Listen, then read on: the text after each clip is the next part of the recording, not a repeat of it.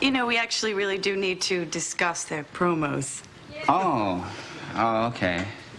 You know, we really need to come up with a less confusing code word. Hey, hate to interrupt your little mid-morning makeout set. We weren't making out, Beth. What were you guys doing, discussing the promos? Yes, as a matter of fact, we were. Mm-hmm. Oh, well, okay. Next time you guys decide to discuss the promos, why don't you shut the blinds so you don't get busted? Oh, did anybody see? Only me, and I didn't really see. I was only guessing. Anyway, Stuart on line 5. Oh, I'll take it on my desk. Okay. Well, say hi to Stuart for me. Dave, are you threatened by how often she talks to her ex-boyfriend? No, of course not. You know, I mean, after all, they were together for 4 years. 5. Yeah, you're right. It was It's 5.5, actually. Yeah, 5.5. It's actually only 5, boss, but nice bluff.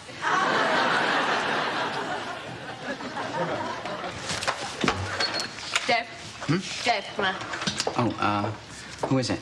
It's Lisa and Stuart. I thought you might want to listen in. Hang that up. Look, Lisa told me all about Stuart. Look, they're just trying to resolve something to do with the security deposit on the apartment they used to share. That's all. Whoa, that would drive me crazy. You want me to listen in, give you a full report? No, of course not. No. Oh, you know, I really do need to discuss this with Lisa, though. Of course you do. Go on now. Good luck. 10-4.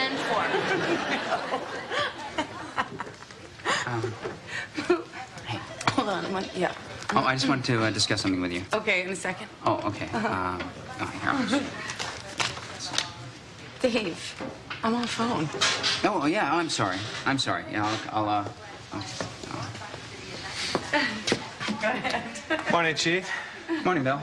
What's troubling you? Nothing's troubling me. I just, you know... Is that Stuart? Let me say hi to him. Stu, Bill, how the hell are you? Long time no see. Hey, you should come up and see your lady more often. Bill. You don't want her to get restless. Bill, we're not seeing each other anymore. You did? I'm sorry to hear that. I was sure you two were going to tie the knot. Bill. Okay, here she is. You got that right, Stewie.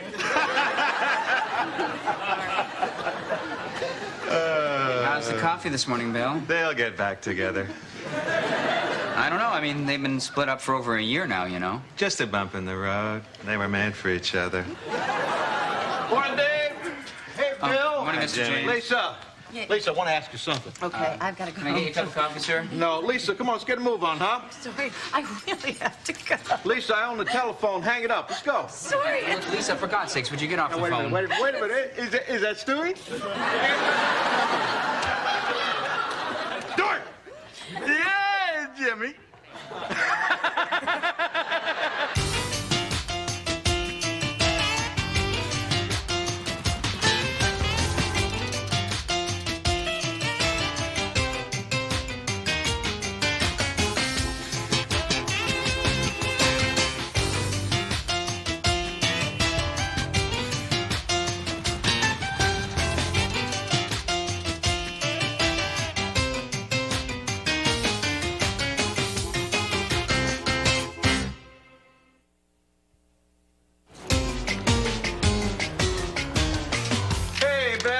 Morning, Dave, Lisa. Morning, Mr. James. Yeah, what'd you two kids do this weekend? Well, Me, I went to a business symposium called The Future Is Now.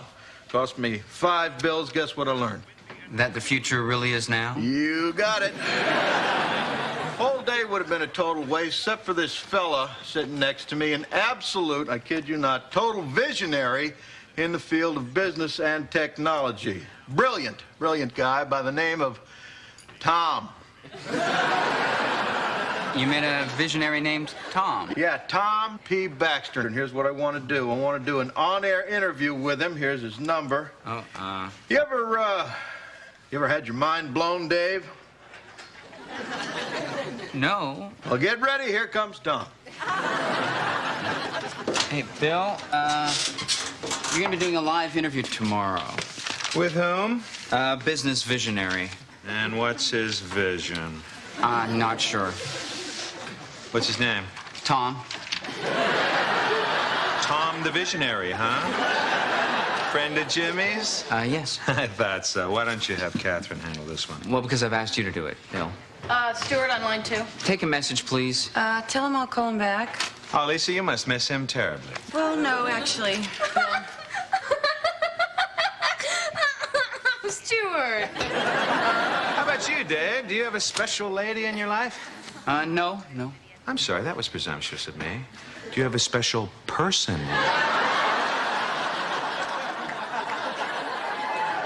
Look, Bill, I had a girlfriend in Wisconsin, but it sort of ended when I moved here. Okay. All right. Okay, take it easy. I believe you.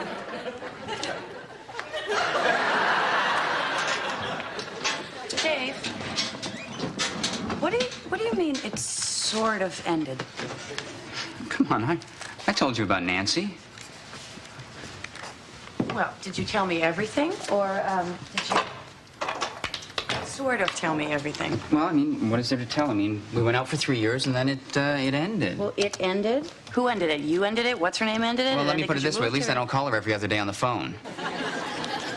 What, does it bother you that I talked to Stuart? No, it doesn't bother me. It's just that I've seen tobacco company lawsuits settle more quickly than this interminable security deposit dispute.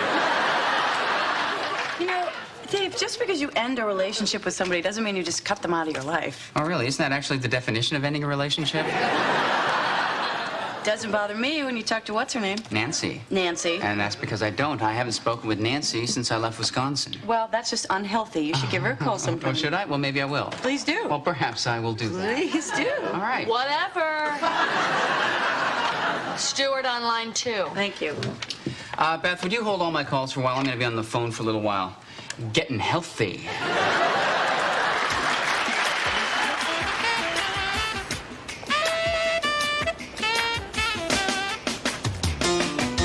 Beth, I had something that I wanted to ask you, and I can't remember what it was. What was it? What was it? What was it? Was it, is Dave still on the phone with Nancy?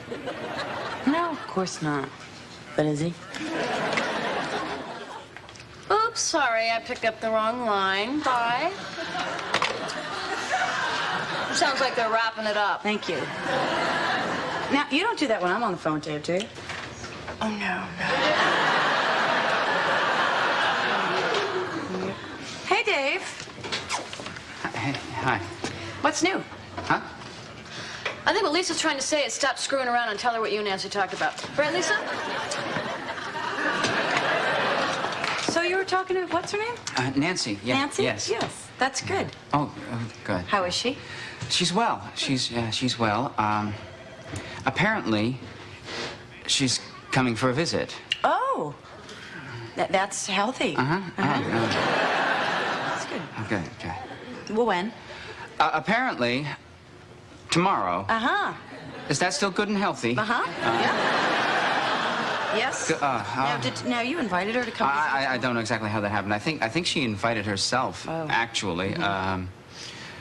And, where's she going to be staying? Apparently, with me.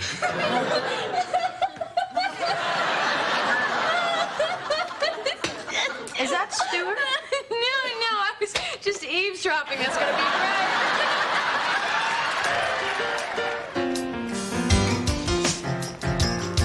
Bill McNeil here. If you've tuned in for WNYX's regularly scheduled Wall Street Report, we have a special treat for you because today we have an exclusive interview with business visionary Tom P. Baxter. Hello. So, Tom, what trends do you see shaping the business world of tomorrow? Well, Bill, Now, let me just preface that by saying I've dabbled in any number of investments myself, stocks, bonds, what have you, but I've yet to find the one that's the surefire moneymaker. In fact, I took quite a bath in silver a few years ago. How did that happen? Well, it would seem to I'll me... tell you how it happened. It's the oldest story in the world. I bought high and sold low. Bad idea, right? Not really, Bill. You don't need to rub it in. I learned my lesson. What the hell is he doing? The only way to stop him when he gets like this is to put on the emergency broadcast signal. No, I've used that 3 times this month. I'll just have to bring Tom P. Baxter back tomorrow. David! Man! Nancy. Hi. Oh. I smell a photo opportunity. Jeez. Lisa, get in there. Oh, no. I want a picture of the three of you. Hi, I'm Nancy. Yes, you are. Hi. Cheese.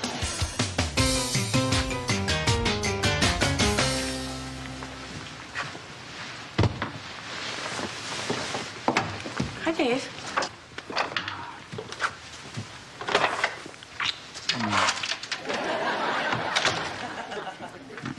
I missed you last night. Oh, yeah? Yeah. I tried to call you a couple times, but I got your machine. Uh-huh. Oh, yeah, that's, you see, I still haven't told Nancy about you and I, so I... Uh-huh. Why not? Well, it's just she's so sweet, and this is really gonna hurt her. Well, why would this hurt her? Well, because Nancy apparently doesn't think we split up. Exactly how did that happen, Dave? Apparently when I left Wisconsin, I wasn't clear enough with her. Mm-hmm. Yeah. And exactly how unclear were you? Well, apparently... Dave, you say apparently one more time, I'm gonna strangle you. Well, my exact words to her were, we'll see what happens. Nice job, Dave. Oh, come on. Look, you know I'm no good at confrontation. Last night we talked it all out, and I told her. You told her that it was over, completely over, and that you were seeing someone new? Well, not exactly. Apparently, I'm sorry. I told her that we had a lot of things we really needed to talk about. Hey, you. Burr. I hate to interrupt this incredibly heavy vibe, but the business visionary dude is back. Bill, where's Mr. Baxter? Tom P. Baxter, the visionary? Yes. He's gone. Why? I told him to take a hike. Again, Bill, why? Well, I don't know if you were listening yesterday, Dave, but that man has absolutely nothing new to say. Bill, you never gave him a chance to speak. Dave, I have 22 years of experience in the art of interviewing. You never gave him a chance to speak. The man's a total fraud. I have a way of sniffing these things out.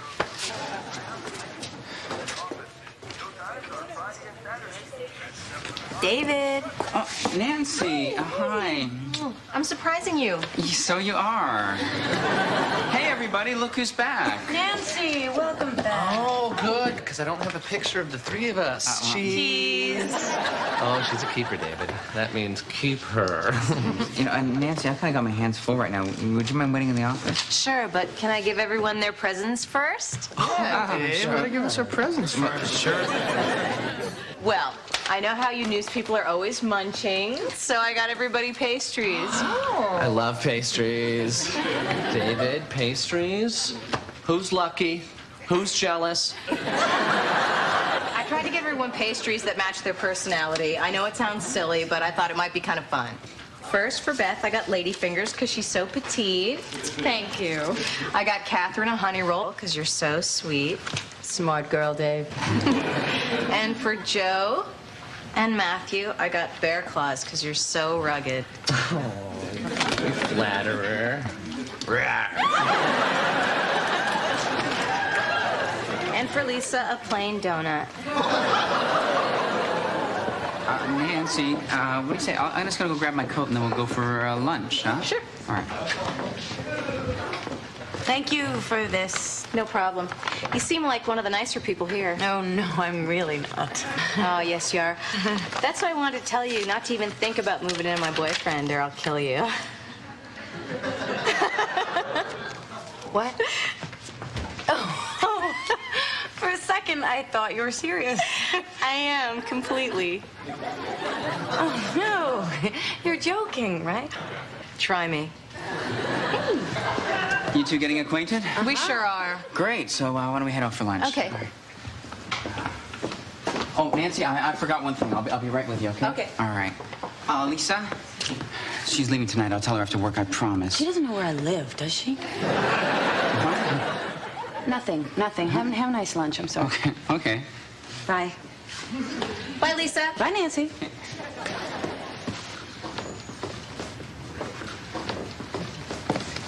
Yeah, do You are not going to believe this. Nancy just told me that if I put my hands on Dave, she was I know.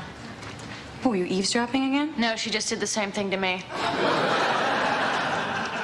You didn't eat your pastry yet, did you?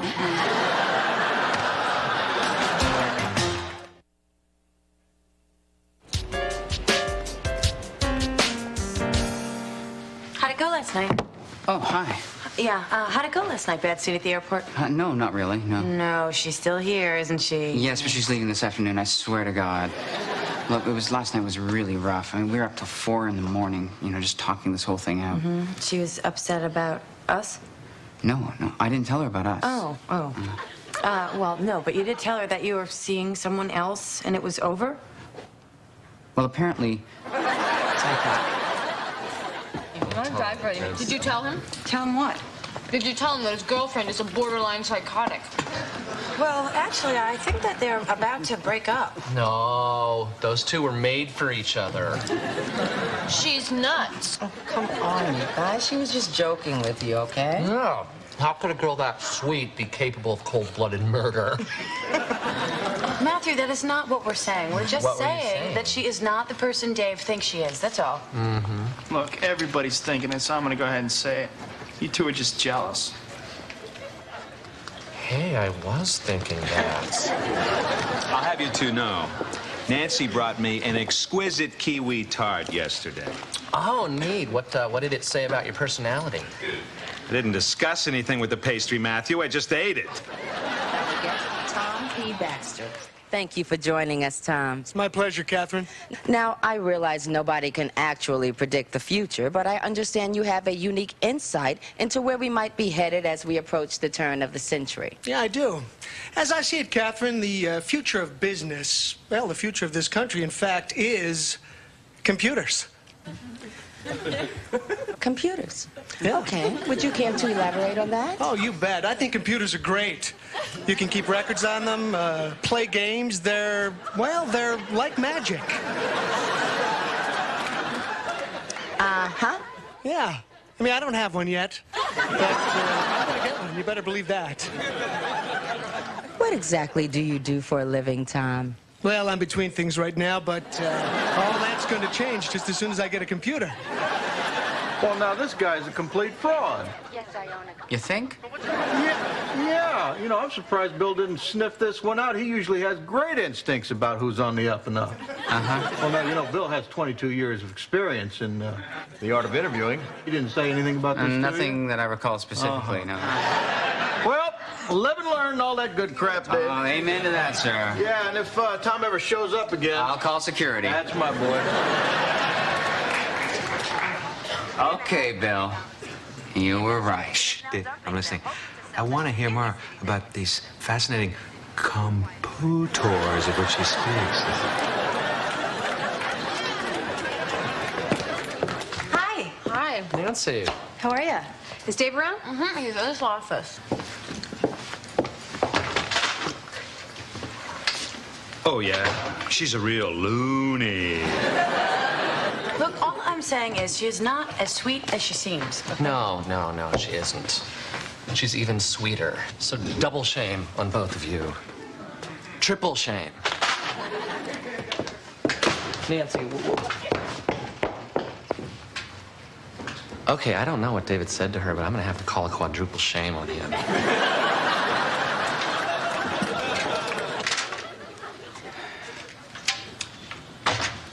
How'd it go?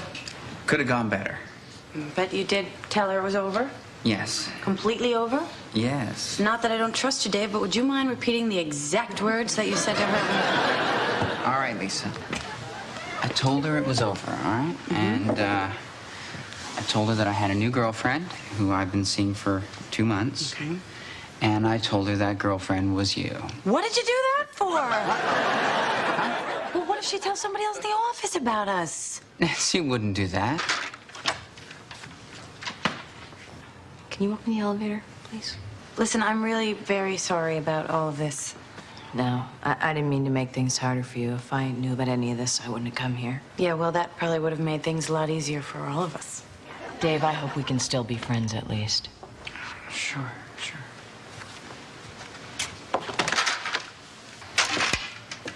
Bye, everyone. Oh, wait a minute. You're leaving already? Oh, look, I want to get a picture with everybody. Everybody. Picture. Lisa, please. Oh, hey.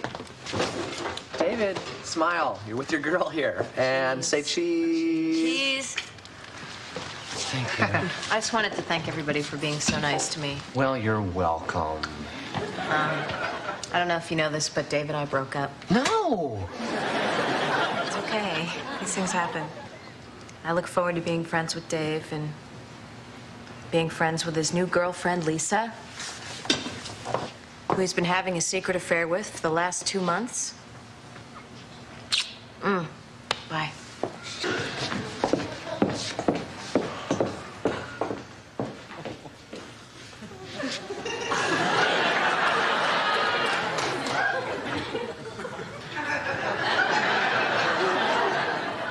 Well, I don't know exactly what to say. Lisa? Beth? I owe you guys an apology. That girl is insane. Sorry. Imagine the magnificent Bickersons having an affair. I know. Wow. Okay, that was a little close.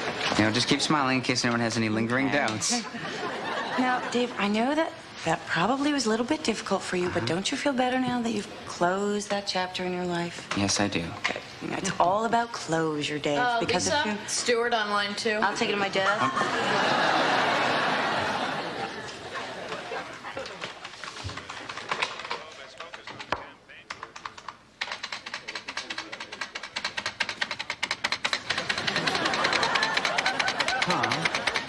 Yes? Get out.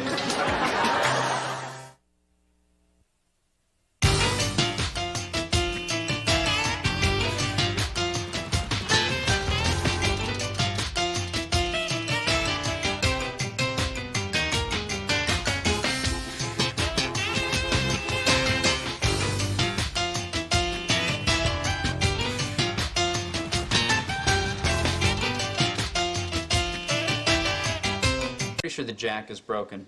Well, if it's broken, I can fix it. Well, take my word for it, the jack is definitely broken. Ugh. And I can fix it. Okay, what's wrong with it? It's broken. And you can fix it? Yeah, I got some spare parts laying around. I can probably rig up something for you by noon. No. No rigging, no. Oh, come on. No, just splurge. Go down to the hardware store and spend 25 cents for a new jack. I have never and will never use any of that machine-made, mass-produced garbage. I don't play that game. Well, that's very neo-Luddite of you. That's very unnecessary big word of you. Hey, don't knock it, dude. Remember when I fixed a hard drive on your computer? Yeah. Just these 2 hands, a soldering iron, some parts from an old clock. Yeah, that was very impressive. Hey, is that why my old clock doesn't work anymore? Yes. Excuse me, Dave. I was just wondering.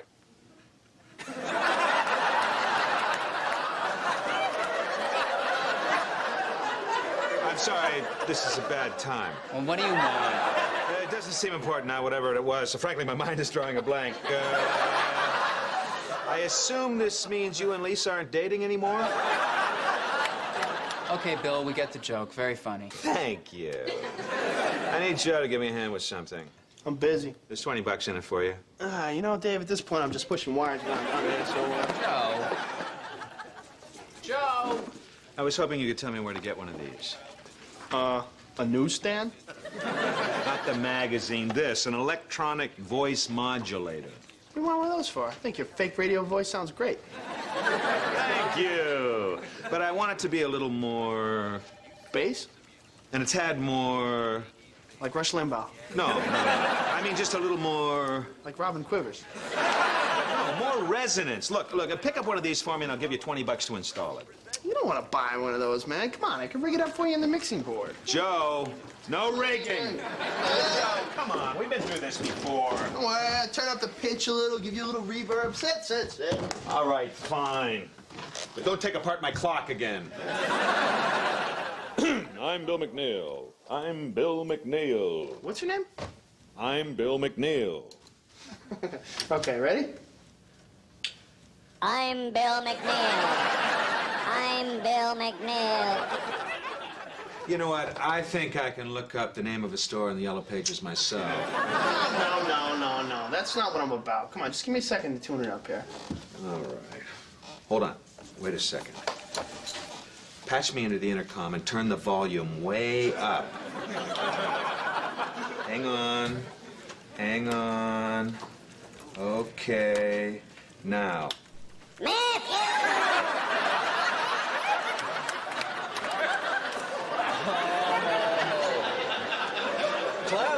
Close, Phil. Good. But no cigar. You're gonna have to wake up pretty early. Hey, do you have the time? Yes.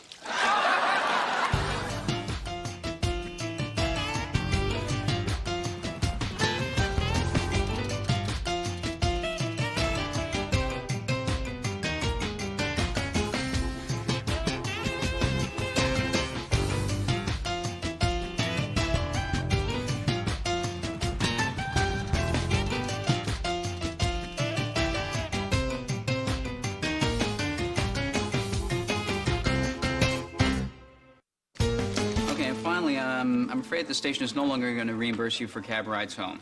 What? Wait a minute. What if we work past 8 p.m.? I'm sorry, not anymore. Well, that's not fair. That's just punishing people who stay and work late. Well, it's one thing if you're here till midnight working. It's another if you wait till 8:01 so you can get the free cab, pick up 6 of your friends, each from a different borough, and go club hopping all night. Beth. What are you talking about, Dave? Actually, that was me. A friend of mine had a bachelor party, and we didn't know where to go, so I asked the cab driver to drop us off where the action is. Where'd you end up, big guy? Airport. Regardless, though, any inappropriate expenditures will be deducted from your salary in future. That is going too far. No, taking a cab to New Jersey and back is going too far. That was radio-related business. There are plenty of places in Manhattan to buy a radio. Dave, it was a 43% off sale. Apparently, the guy who owned the place went crazy and was slashing prices. Well, I may go crazy and slash paychecks if I see another receipt like that. Okay, meeting adjourned. Thank you. There you go, dude. Check it out. Voice Motron 10,000. I'm assuming you crafted this with your own hands. What makes you say that? The liberal use of paper clips and duct tape was sort of a tip-off. Duct tape? That stuff's a rip-off. I make my own tape. Come on, get in the booth. Get up with it. We'll be back with traffic and weather at the top of the hour. Let me get hooked up here. Okay, give it a shot. Hello, I'm Bill McNeil. I don't think this is right. Yeah, it's good. Your voice sounds deeper. Shut it off. Hang on. Wait a second.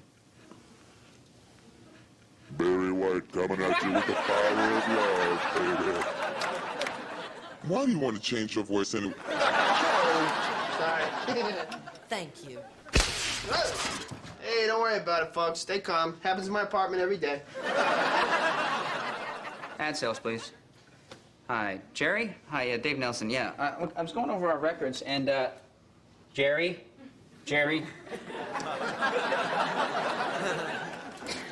Beth?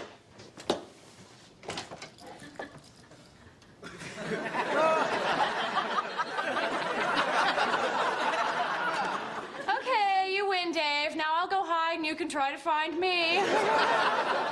Shouldn't you be getting to your dentist appointment? Right, yeah. When is that? That is today at 10 minutes ago, Dave. Well, thanks for the reminder. Okay. Okay, would you get Joe to fix my phone, please? Sounds like you fixed it.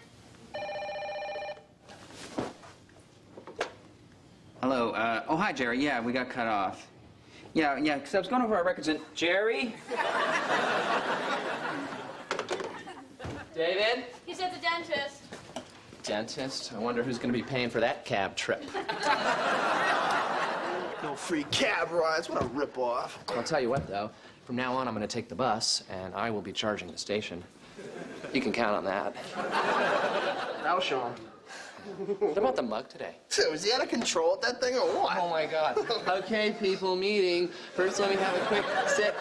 No, I think I'll put it down here. No, I think... No more cab rides, Matthew. I really think... No, I can't actually put my mug down or I'll lose all my magic power. Hey, what was the final score today on his coffee mug gymnastics? Oh, actually, I counted 7 trade-offs from right hand to left, and at least 9 almost puts the mug down, but then picks it up before it touches the table. Well, from the booth, I counted 17 fully executed coffee cup maneuvers. Aha, I thought I smelled Dave's burning flesh. This is a new twist, though, the bitch session in the office of the bitchy himself. It's more exciting because it's taboo. Taboo. Hey, Lisa, tell us the truth. Dave buys his suits in the little boys department, doesn't he? He did look like a 14-year-old, didn't he? Oh, hey, Dave, I thought you were still at the dentist. Ladies and gentlemen, you have just been burned. Oh, Beth. That is so negative. Anyway, I think Dave looks cute in that suit. Oh, yeah, almost just like a real grown-up. Oh, he really does. He looks like he just stepped out of a Norman Rockwell painting. First day at Bible college. I think he looks more like a very handsome young executive. And you guys have gone way, way over the line here. What? Okay, all right, the coffee mug thing? Okay, I know that's just a joke. But making fun of a man's suit, well, that's just wrong. Oh, okay. See, in the black community, it's considered to make fun of somebody's clothing. Oh, Matthew, shut up. I'm ready. Okay. Presenting Dave, the Insane Maniac, a play in 1 act by Beth and Bill.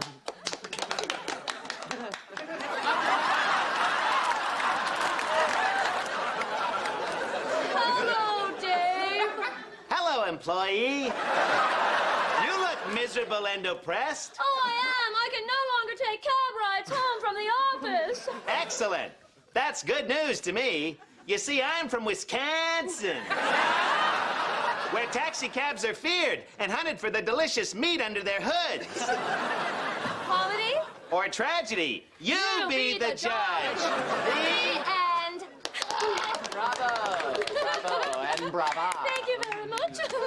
Actually, we had this one part where Belle plays with the mug. Yeah, but I like to stay away from the broad physical stuff. No offense, Matthew. I want to know how you guys manage to come up with a new play every day. I consider it a gift.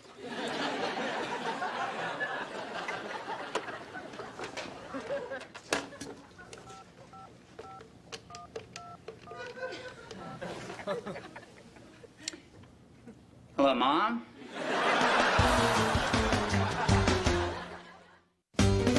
Ouchie, Wawa, that's gotta hurt. They know you overheard him? No, you're the first person I've spoken to.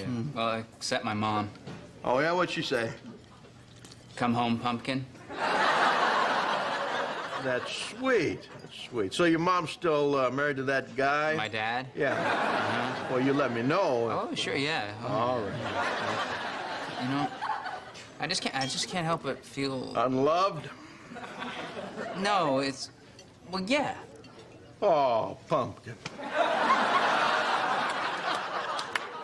You know that I love you, don't you? Oh, that's not necessary, Oh, sir. but I It's not- do. I really love you. I'll come back a little later to get the Chinese fish. That was a little bit embarrassing. No. There's nothing wrong with two drunk men loving each other. I don't care who knows. Hey! I love this guy right here. I love him. Oh, hey, Ted.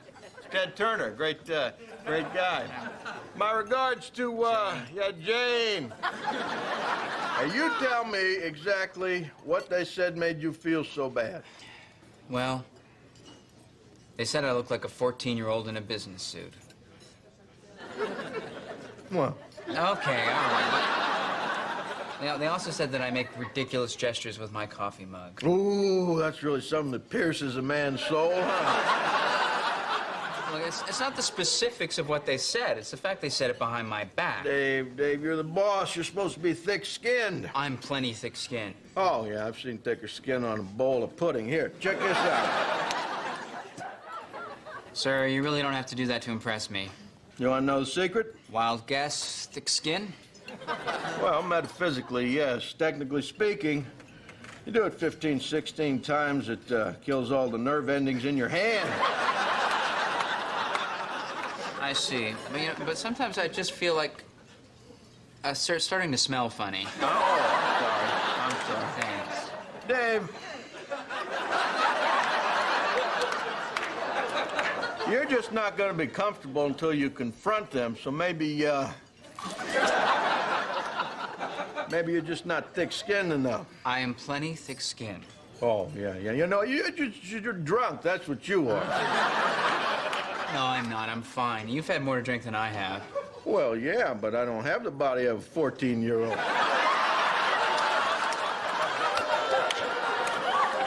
I couldn't resist that. It doesn't bother me at all. See, it just rolls off my back. Attaboy. Hey, Mike! Mike Eisner. It's Mike Eisner. He's a great guy. He's got skin like a rhino. I think that's Mike Ovitz.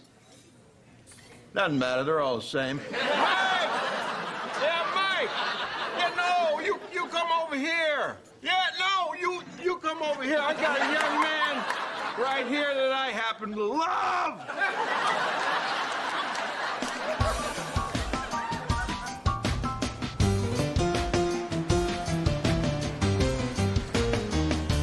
Okay, here we go. Now I want you to go in there, control the situation, take the bull by the horns. You know, I'll be right behind you. I will. How's your hand? Oh, it's great. No sensation at all.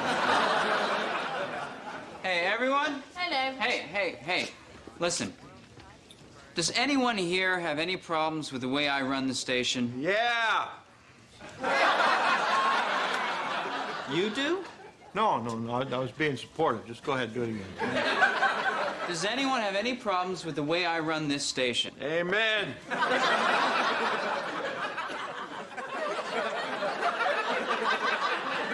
You know, sir, I think this might go a little quicker without your support. Okay, I got you, pumpkin. Well? Oh, no, Dave. No. No, are you sure? You sure? Because, you know what? I was a little concerned that maybe I was coming off as, I don't know, an insane Norman Rockwell Bible school boy maniac. You too, Dave. No. Look, I don't need anybody to tell me anything, all right? Because I happen to be hiding under the desk the whole time. You were eavesdropping on us, Dave? I don't believe this. Look, people. It doesn't matter whether, hang on, Dave, you were hiding under the desk the whole time? You didn't tell me that. It was kind of unintentional. Oh, I see, okay. Look, people, it doesn't matter whether,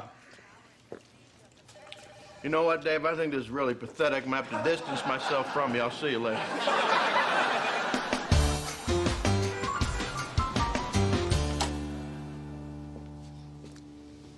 Are you okay? Yeah, fine. I'm just resting up for that big sale at Baby Gap.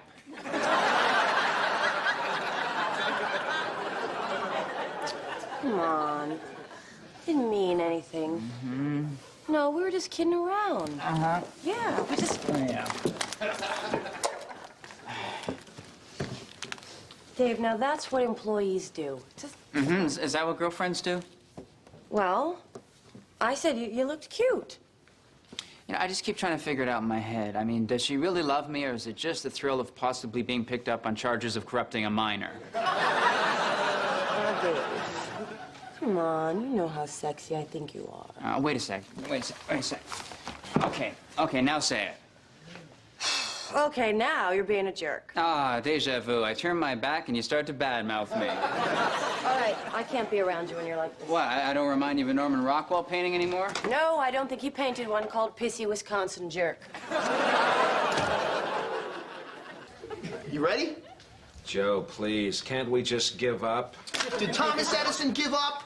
Thomas Edison wasn't trying to invent something that was readily available at a variety of stores near his home. Yeah, well, I'm not giving up, and neither are you. Come on, man. I'm Bill McNeil. WNYX News Time, 4 o'clock. It works. The eagle has landed. Joey, it sounds exquisite. I'll say. Thanks, buddy. Sorry, corporate America. It seems the common man triumphs once again. The Unabomber would be very proud. Well, I can't believe he did it. He didn't. What are you talking about?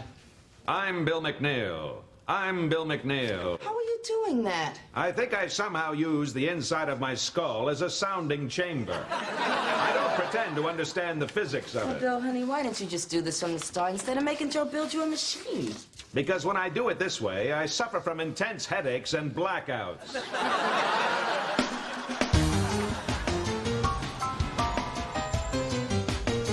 Yeah, come on in, Joe. Thanks for coming, everybody. Hey, where's Lisa? Oh, actually, she and Dave had a little fight moment, and she left early. Yeah, which is why I asked you all here. Now, folks, what we have here is an office divided. You know, it's like some kind of civil war, and we all know what happens in a civil war, right, Beth? Yeah, brother fights against brother? No, some nut job actor pops president in the head while he's trying to watch a show. He was hiding under his desk. Look, Jimmy, we were wrong, okay? But Dave shouldn't have been eavesdropping on us. From under his desk. Total bones. He pulled a desk job on us, Jim. All right, fine, okay. I'll start looking for a new news director tomorrow. What? You heard me. I'm replacing Dave. You people have spoken. I have listened. Thanks for the time. If you fire Dave, I quit. Who's with me? Look, it's like people fight all the time. It doesn't mean anything. One Christmas, my brother hit me over the head with a frying pan to see if it would change shape the way they do in the cartoons. It doesn't mean he didn't love me. I said, who's with me? I'm sorry, folks. Dave's out. Jimmy, Dave is quite simply the best news director I've ever worked with. But, What? No, I really mean it. well, Bill McNeil shows a little compassion and sincerity. Remarkable. Those dimensions are there. They're just unexplored. Okay, so what you're saying is you want Dave to stay? Oh, yes. Absolutely. Definitely. All right, you're with me. I'm up. All right, but you'll stop bitching about the way he does his job. That's... All right, you be more careful about where you hold your bitch section. Okay, I'll see you folks later. Okay, well. Thank you. Yep. Yeah. So did it change shape? Frying pan stayed the same. What about your head? I don't remember. Thanks again, folks. Yeah, thanks, Bill. Always nice to see you. You get all that, pumpkin?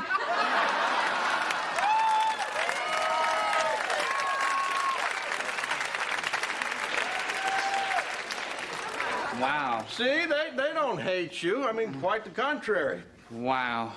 Okay, all right, Dave. You know what you need? A good night's sleep. Definitely, but first, little hair of the dog that bit you. Oh, no. Oh, come on. No. Just one? Okay. All right. Hey, wait a minute. What about Lisa? What you gonna do about Lisa? You know, I don't know what's going to happen with that. I mean, I'm okay with the rest, but, you know, what Lisa did really hurts. Well, yeah, but I mean, you two can patch it up, huh? I don't know. I don't know this time. All right. You know what? I gotta get my wallet. I'll be right out there. I'll be right with you. Sorry about that. Sometimes it works, sometimes it don't. Yeah, that's all right. You'll get over it. I have my ways. Yeah. You know what? Call him Pumpkin. He likes that. That's what his mother calls him. Yeah, but his mom's really hot.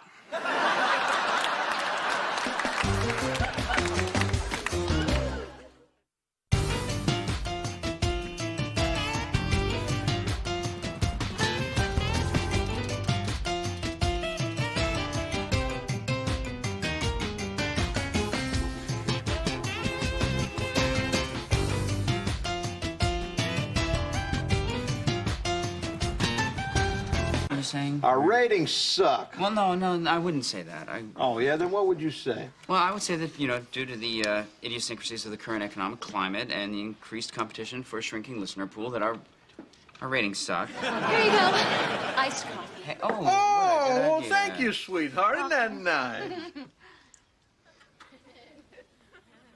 I guess I left him in the freezer too long. I'm sorry. Oh, sorry, guys. Sorry. That's all right. That's all right. We're all a little distracted by this heat. I know, okay. it's hot. It's just, I don't think it's the heat so much as the fact that I spent last night at Matthew's place.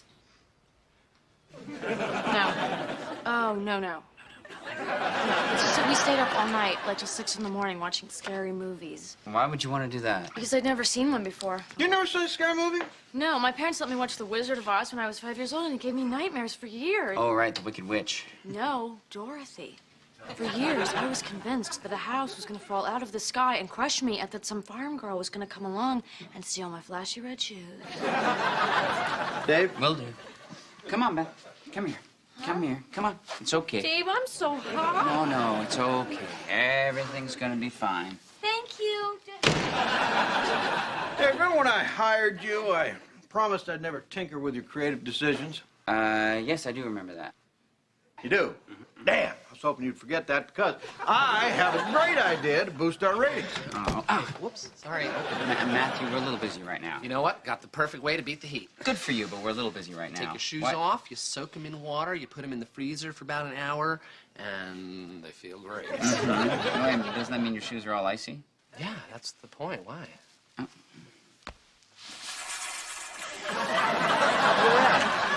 Why do you do it to me, Dave?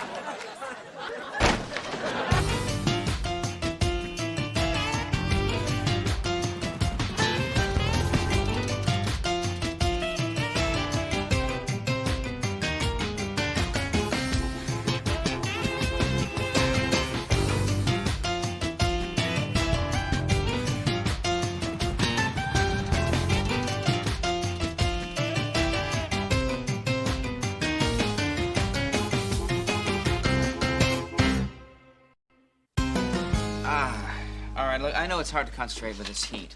I'm working on it. Joe is working on it. Now, as I'm sure you're all aware, our drive time hour ratings are in the toilet. So, look, is anybody listening to me? What? Because our ratings are terrible in drive time, Mr. James has decided to replace the hour of news and traffic with an old-time radio series. Well, as long as their ratings are good. No, our ratings are not good. That's why Mr. James has decided to change the schedule. Dave, if you're going to change the drive time schedule, you really should clear it with Mr. James. During drive time, instead of news and traffic, we will be airing Phone Bones Follies, a cavalcade of sketch comedy and big band jazz from 1932. Could we wrap this up, Dave? It's almost drive time, and unless someone's changed the schedule, Bill and I have to go do news and traffic. There will be no news and traffic. At drive time, we will be airing Phone Bones Follies. No news and traffic? What are we going to air during drive time hour? Look, what if I was to say whoever comes up with the best idea to improve our drive time ratings gets $10,000? What? Seriously? I'm not saying that, but let's all act like I did, okay? All right, let's meet back here in an hour with some ideas, all right? And Joe, please. I'm working on it. Okay, so now you're just letting Mr. James change the schedule whenever he wants? In this case, yes. Well, he can interfere with our day-to-day operations like that. I completely agree. Well, why don't you do something about it? Well, because the only way to teach him this lesson is to let him have whatever he wants and wait for it to fail. No, I think that the only way is to just tell him that No. You see, it's like in judo. When the big man comes at the small man with all of his force, it's the wise small man who steps aside. Yes, but if the big man steps aside also, then Then the what? small man is He's gonna what? What is the small man? What? What is it? What? mine. You know, Bill, this is how it starts. You know, first they tinker with this, and then they tinker with that, and before you know it, you are broadcasting live from some spring break bikini beach party, which you probably would enjoy, but it's not...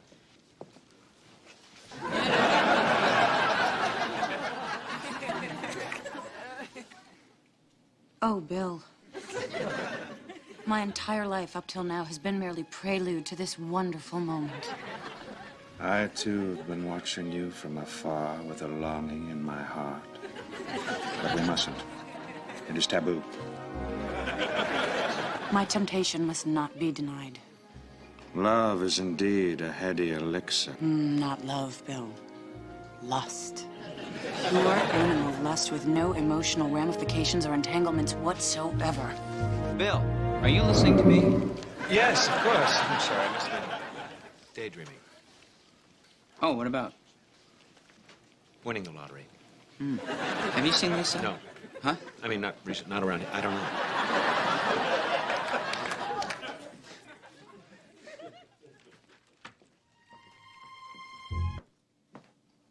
Joe. Yeah, I almost got it fixed, Dave. No. Look, Joe, why don't you just call in a specialist? I am a specialist. At what? At everything. Look, Joe, this is no reflection on your abilities or lack thereof, but if you can't get this thing working within the next half hour...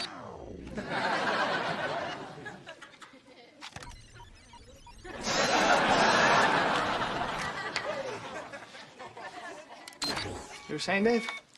That you should take your time, Joe, because you know more about this and everything else than I do. Thanks, Chief. No, thank you, Lord Joe, master of all things mechanical and human alike. That's great. Can you get me a soda? I hear and I obey, Joe. Joe, are you listening to me? Huh? Oh, I'm fixing it, all right? No, you're not. You're just sitting on your toolbox staring into space. Now, just please focus. Get this thing fixed, all right? Hey, can you get me a soda? Get your own soda. FDR? More like FDR.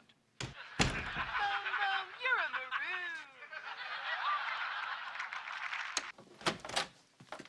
maroon.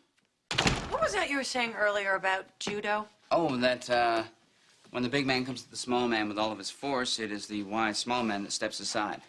Yeah, but at the end of the match, one man is small and wise, the other is big and wiser.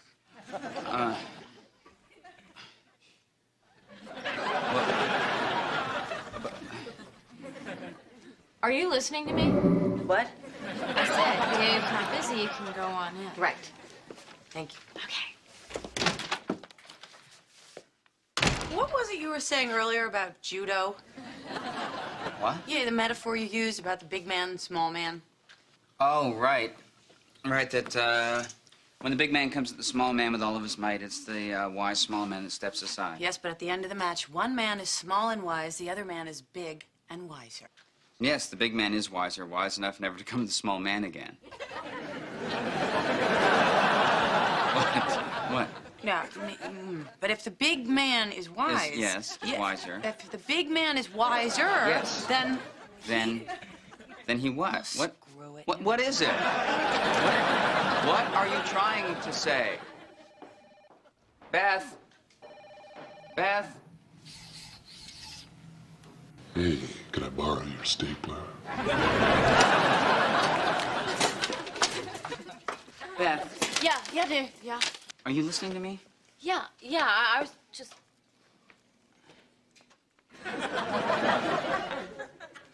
I asked you to tell the staff that I want their ideas in writing within half an hour. Yeah, I heard you the first time, Dave. The heat must really be getting to you, huh? Dave wants the ratings ideas in writing in a half an hour, okay, Bill? Okay, Bill?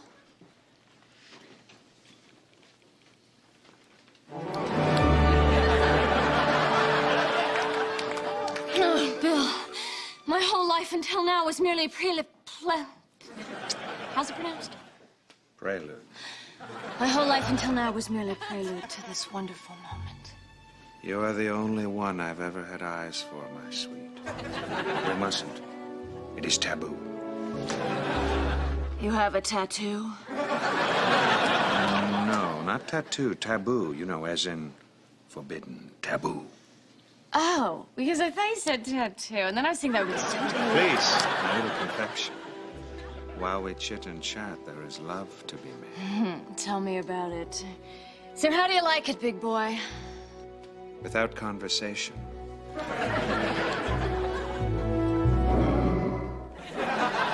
Bill. Sorry, I must have been daydreaming. Oh, that's okay. What were you daydreaming about? Winning the lottery again? Oh, you won the lottery? Not yet, my sweet. My sweet. Okay. Ratings ideas in writing. a half an hour. I'm on it. Ratings ideas in writing in a half an hour. Thanks for letting me borrow your stapler. Yeah, sure. Anytime.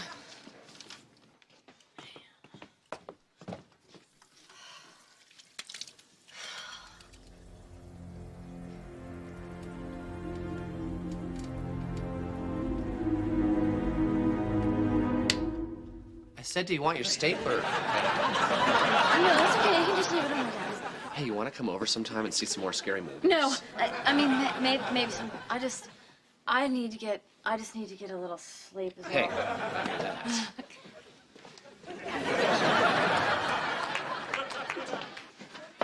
Dave needs ratings ideas in writing in a half an hour. All right, honey, when I finish my lunch. Okay, I know. Looks like you could use a little company. Oh, I sure could. Have a seat. So, how's it going? Another day, another dollar. Hey, where's Shaniqua? I haven't seen her lately. No, she's been working really hard, but she says she'd try to drop by for lunch. Hey, Catherine. Hey, Shaniqua. How you doing? All right. Look who I brought with me. Tashiro Muhammad. Oh. Hey. How you doing? No, it sure is nice to work in an office that has a few people of color in it. You know the last office I worked in? Wall to wall white people, child. Oh, no, come on. No, I'm not putting them down. It's just... I know. You've got to start wondering what happened to equal opportunity when you're the only brother or sister in a place. Exactly. Yeah. Catherine? I said you look like you could use a little company. Oh, I'd be delighted, Eric. Oh, great, thanks. Hey, guys, she said it's okay. Come on in. Hey, did anybody see Friends last night? Wouldn't miss it. Yeah, that's great.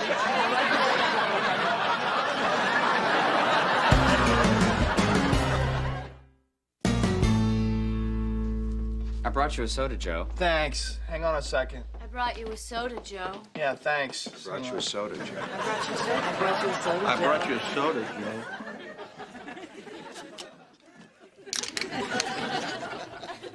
All right, gang. Looks like it's nap time. Matthew. Can you get the hand cart and take these droids back to the lab? Yeah.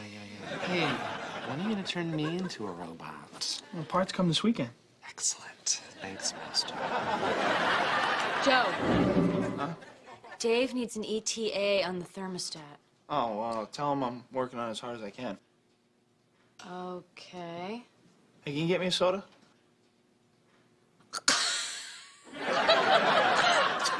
Get you a soda. Bill, staff meeting. Bill, staff meeting. Hi. Hey, Bill's asleep. Forever. But I'll play with you.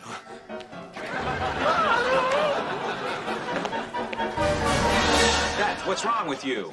I woke up, you were staring at me, scared me half to death. Oh, sorry. I was just going to tell you it's time for a staff meeting, Bill.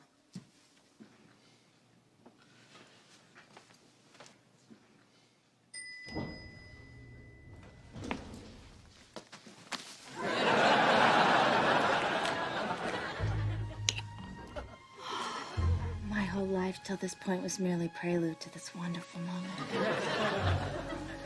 What is your name? Jeanette. Jeanette de Chapeau. It's French.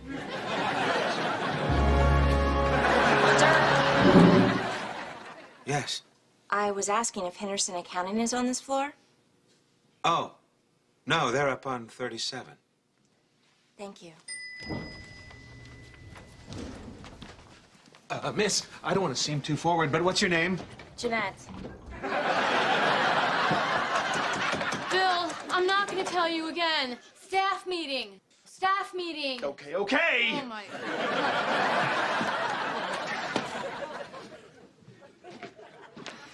Well, nice of you to join us, Bill. Sorry I'm late, everyone. I was meditating. He was sleeping. Right, and Gandhi was just a lazy little goof who slept about 18 hours a day. Oh, everybody. I know this heat is excruciating. I'm working on it. So let's just try to focus on these ideas for improving the rating, shall we? Good idea. All right. Well, what do we have? Well, this looks short, but I single-spaced them. There's actually a lot. Oh, Here you great. go. I wrote mine longhand, but there are about 20 solid ideas. Thank you, And I Bill. put mine on note cards. You could pick out the ones you Oh, like. I went a little bit overboard. All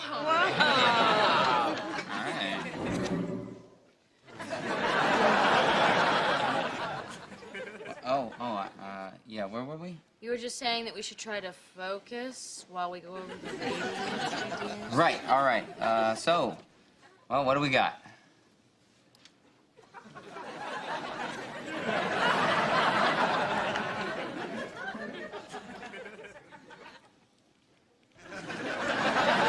I actually wrote something down. It's on a napkin, but... Get better ratings. Jumping off point rather than a solution. Well, I know nobody wants to think about the ratings, that we all find it odious in the extreme to be pandering to the lowest common denominator, but the fact remains our ratings suck. And unless we can come up with some ideas... Hey, how are you? Howie! Everybody? Good to see you. Good to see you. Good to see you. Boy, it's hot enough to boil an egg in here. Yeah, you know, I think maybe a snack break would help us to focus. So, hey, do you have any of those cinnamon rolls? Oh, yeah. Save one special for you, Dave. Oh, thank you, Howie. Hey, Howie, how's your wife? Oh, well, she's good. Yeah, she's good. But, oh, you're not going to believe this. Yeah, she wants to get another cat. That's like 5. No, that's like 6, Howie. 7. You got the life I want. But I got to admit, the little rascals do grow on you. Oh, cute and fluffy. Yes?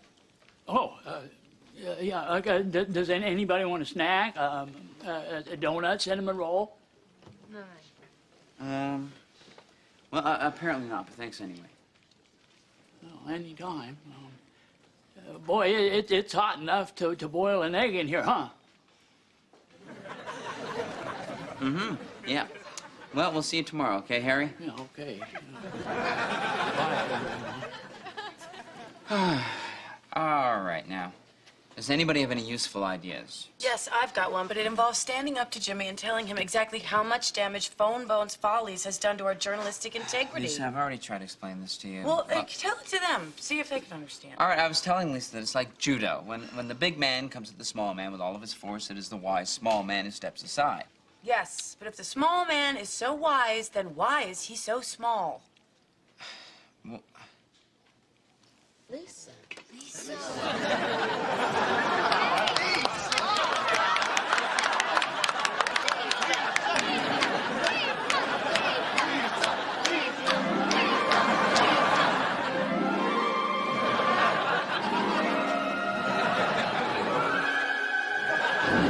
Lisa. If the small man is so wise, then why is he so small? Is that a riddle? I'm good at riddles. Tell it again. Okay, meeting's over. Bill, do you have a moment? For what? What do you think?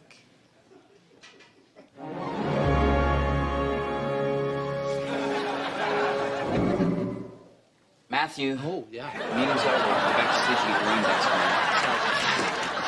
your What do you mean, your mug? I don't see your name on it. Can't you two stop fighting long enough to realize how much you love each other?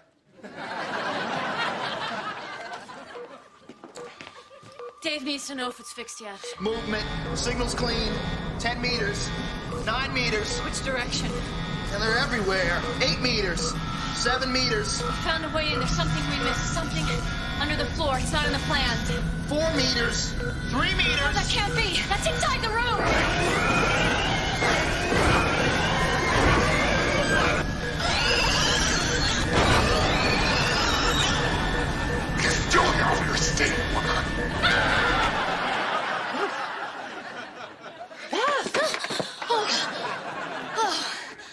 Oh, it's you. What's the problem? Oh, it's nothing. It's just, I think those movies we watched really got to me, and it's just so, it's so hot. I don't know. Yo, Beth. Thermostat's fixed. What? Oh, okay. Cool. What are you dreaming about? I was dreaming about Matthew. Not like that. Ew! So, all of us here at the Best Chester Cigarettes Electrical Theater. Okay, what the hell is this? Phone Bones Follies, as you requested. Dave, I was just trying to make a point here. I didn't want you to actually put this crap on the radio. I thought What the hell were you thinking? Well, it's like judo, sir. When the big man comes to the small man. Screw the small judo man. What? I'm sorry. It's just me. I shouldn't be screaming at you. It's just this damn heat, you know. I know what you mean. I'm sorry too, sir. Oh, that's it. Ah. Hey, Dave, what did Dow close at today? 6,020. 6,020? Yeah. Oh, well. Sir? Oh, I'm sorry, Dave. I'm sorry. Hey, Dave, what did Dow close at today? Let's check. 6,030. 6,030? Mm-hmm.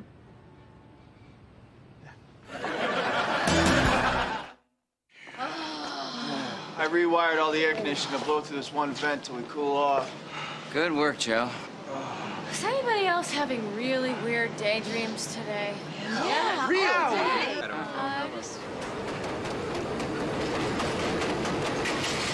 Lisa, home. How was work? Good. Topped off the 18th floor. So, how was he today? Give you any trouble?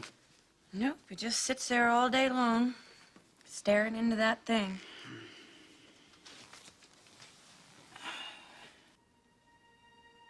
I wonder what he sees in there.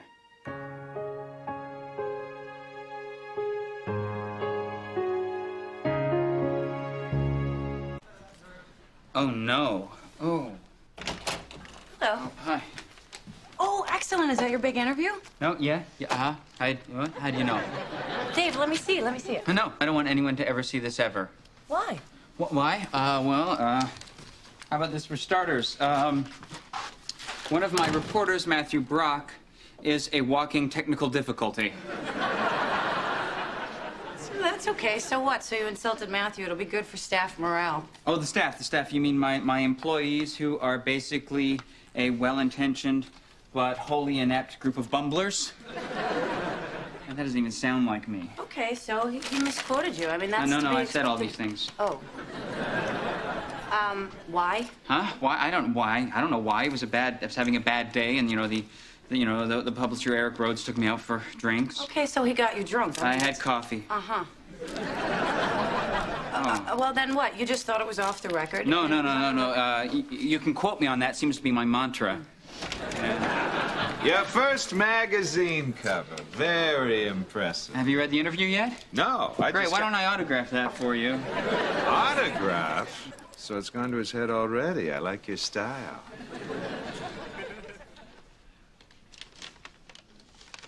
Oh, I'm not going to do it right now. No, I need a little time to think of, le mot juste. More juice, I hear you.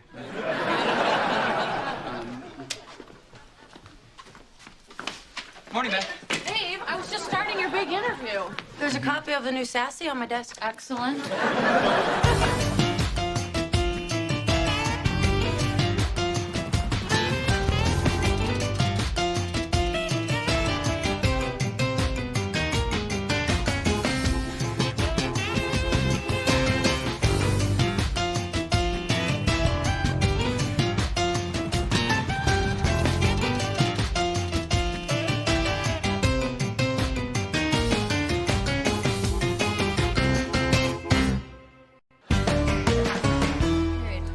Anything done right in this office, I have to do it myself. Oh, that could be about anybody. I mean, Dave singled me out by name. I have to do it myself because my personal secretary, Beth, has neither the desire nor the ability to perform the simplest of tasks. Still, that could be a typo. I mean, Dave called me a walking technician. I don't even know what that means. No, I saw that it's over here. It's walking technical difficulty. don't know what that means either. It just means you screw everything up. Well, that's Which, fair. yeah. That's fair. Still, he doesn't have to make it sound so distasteful. You know, it's not right. I know, I agree totally. Hi, Hey. I'm Brent.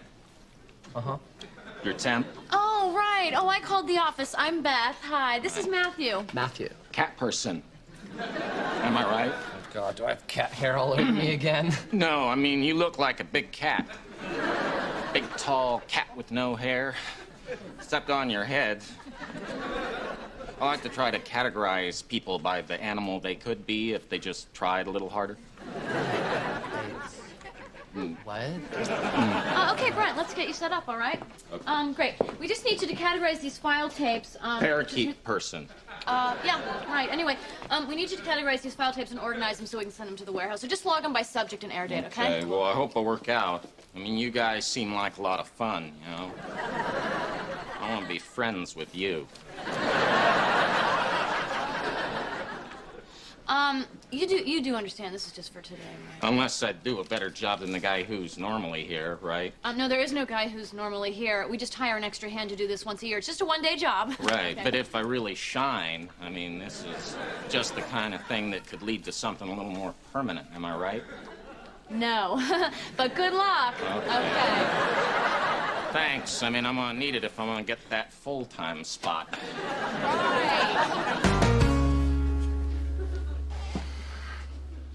Dave?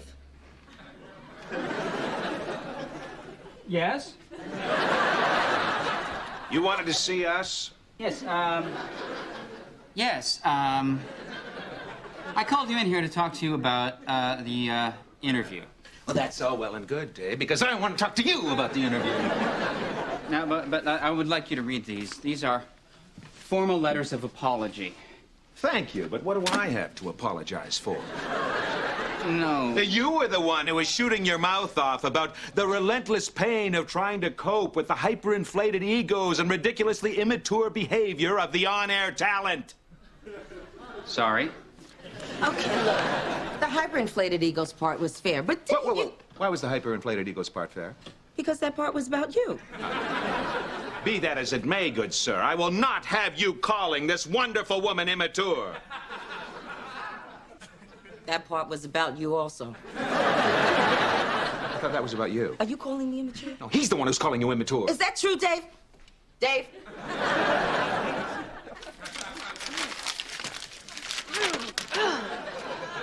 You know what? If Dave thinks I don't even try to do a good job, that's fine. That's fine. But you know what? Tell me to my face. He tells it to your face every day. I know. What's up with that, anyway? Beth, you've got to do something about that new temp. Why? What's he done? Well, I don't know how to say this, but he's weird.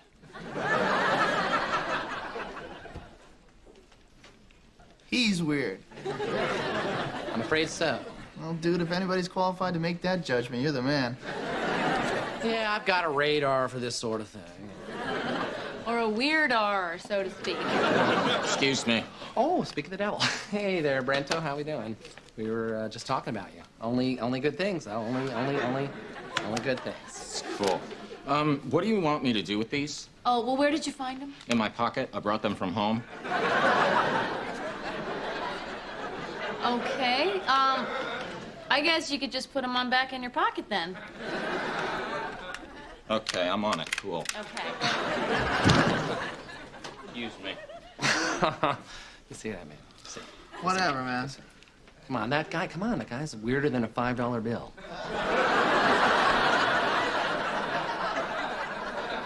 $3 bill, dude.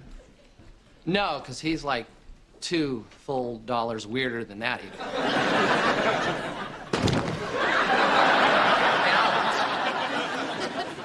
Sir, I would like you to read this. It's a formal letter of apology. Oh, all right.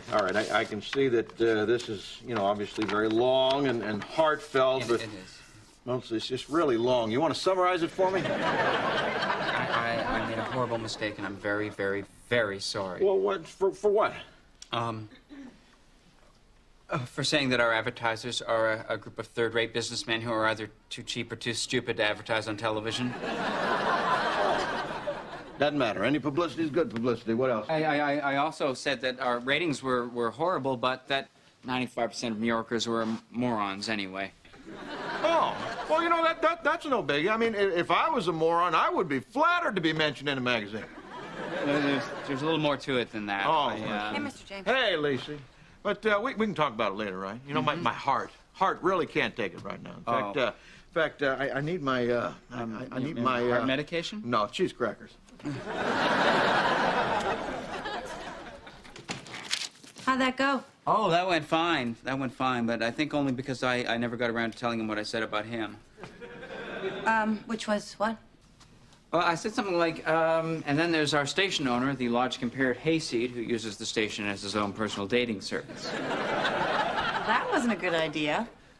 No. So you still haven't read it? Oh, well, I tried to, but I just couldn't get past that dreamy picture on the cover.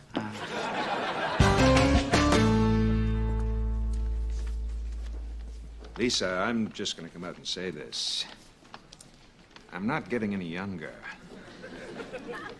And it's very important to me that my genes be passed on to the next generation. Good for you, Bill. Listen to me, I'm serious. I really want there to be a child in this world that's half me. What are you talking about? Well, I know you want to have a baby, and I know you don't want to get married, and I know Dave's not too happy about that. So I thought I'd just let you know that I'm available, no charge. Okay, who told you this? Well, it's all right in the article. Anywho, if you want a kid, I'd like to toss my hat in the ring. Well, not my hat, you know what I mean. I've taken the liberty of renting a suite at the Four Seasons. I gather that's how this sort of thing is done. I'm also open to using artificial means. By that, I mean I'd like to have some magazines around. Your call. No pressure. Here's the key.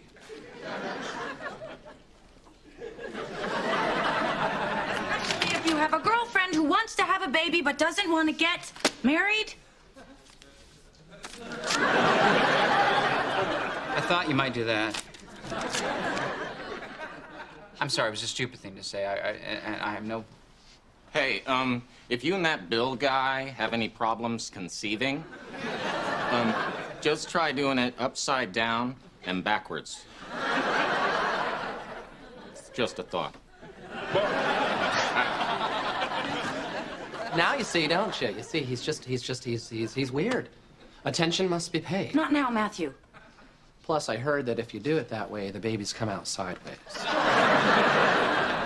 Yeah.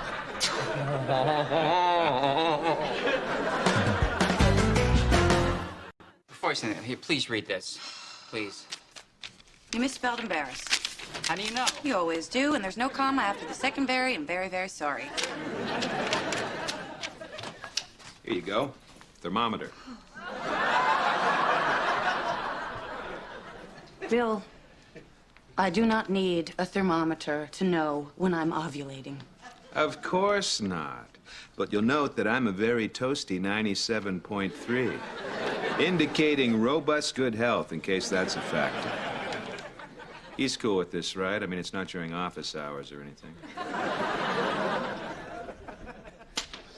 Bill, please. One angry coworker at a time is all I can handle. Oh, come on, Dave. I'm not angry. Really, then what are you? Well, I'm hurt. Deep down inside, where I'm soft like a woman. I understand, and I'm sorry that I hurt you. Deep down inside. Where? Where you are soft like a woman. Don't mock me, Dave. Don't be a herder. Okay, you know, how can you say that you come off like the biggest idiot? What about me? Look, all I was trying to say is that in embarrassing all of you, I embarrass myself most of all. Oh, please, come on. You just come off like a whiny crackpot. Who took tap dancing lessons for 5 years? You took tap dancing lessons. Yeah, you obviously didn't read the whole article. Why would you tell the reporter that you took tap dancing lessons? I was on a roll. Okay, well, you know what? So what? Big whoop, big whoop. A lot of people take tap dancing lessons when they're a little kid. I was in college at the time. Okay, so you had a weird hobby. I was considering it as a career. Yeah, it's all explained on the second page, the paragraph that begins, I slept, ate, and breathed tap. But that's really neither here nor there. Okay, well, what did you have to do this for some kind of college credit or something? Sadly, no. No, in fact, I had to drive 40 miles, 3 nights days a week in order to pursue my dream of being a world-class hoofer. Yeah, you know, I want to have a family just as much as you do, you know. What did you do to meet girls? What? Right. There are a lot of cute girls in dance class, so you probably want to... Most of the time, yes. Mine was 100% male, however. Okay. Now, about so you did it on a dare, right? No. Somebody dared you to... No. Now, about the baby thing. Right, the baby thing. You know what, Dave? I think that maybe we should just put the whole baby thing on the back burner for now. Yes, I agree. I think it's something that we really need to take time to think and then about. I think I could take some time to figure in this whole tap dancing component into the equation.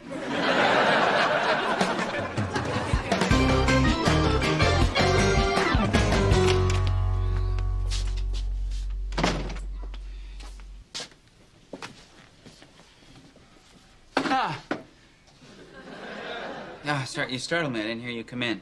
It's an old Green Beret trick. You were a Green Beret? Nah, but I read a book called Old Green Beret Tricks. I mean, that's not why I'm here, dude. I know, Joe, you have Do you know every what right this to be is? angry about that. Some sort of remote control device. Just say no. No? This is a fully operational device. Uh-huh. Joe, I would That's like right, to a fully operational device. Not exactly what you might expect from a so-called electrician who knows more about imaginary flying saucer technology than he does about a simple light switch. It's the imaginary part that bugs you most of all, right? Yeah! Yeah, please, read this note. It's not gonna help, dude. I know, Joe, but I really am sorry, and I thank you for indulging me. And Joe? Joe? Hi, Chief.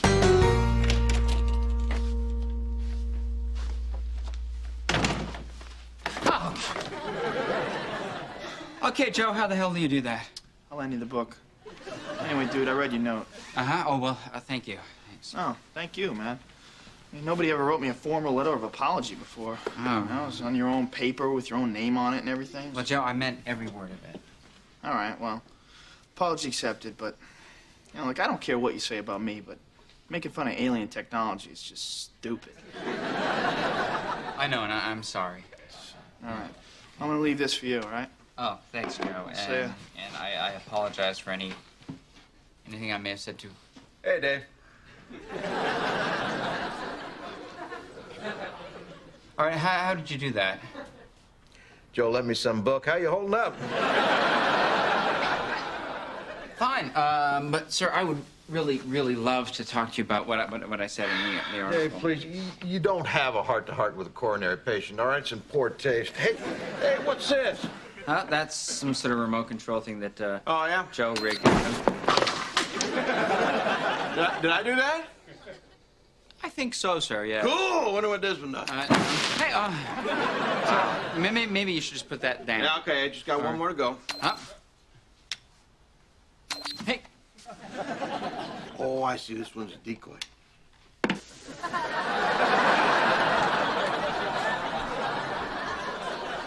Huh. What happened? I don't know. I picked up the phone and it was like tick, tick, tick, tick, tick, tick. And I was like, huh? And it was like boosh, and I was like, whoa! And my ears were like, wham, wham, wham. What happened? Well, he was just sitting here and the phone was like tick, tick, tick, tick, and then he was like, huh? And then it was like boosh, and he was like, whoa, and I was all, huh? And then my heart just started going kabloop, kabloop, kabloop, kabloop. Okay, you know what? Enough is enough. We gotta talk about this. Excuse us right now. Don't. This whole thing, to me, this whole thing is just getting a little too weird. Well, tell me about it. I was just thinking the same thing. Weird. No, you weren't. Yes, I was. Weren't. Were too. Weren't not. Were too not.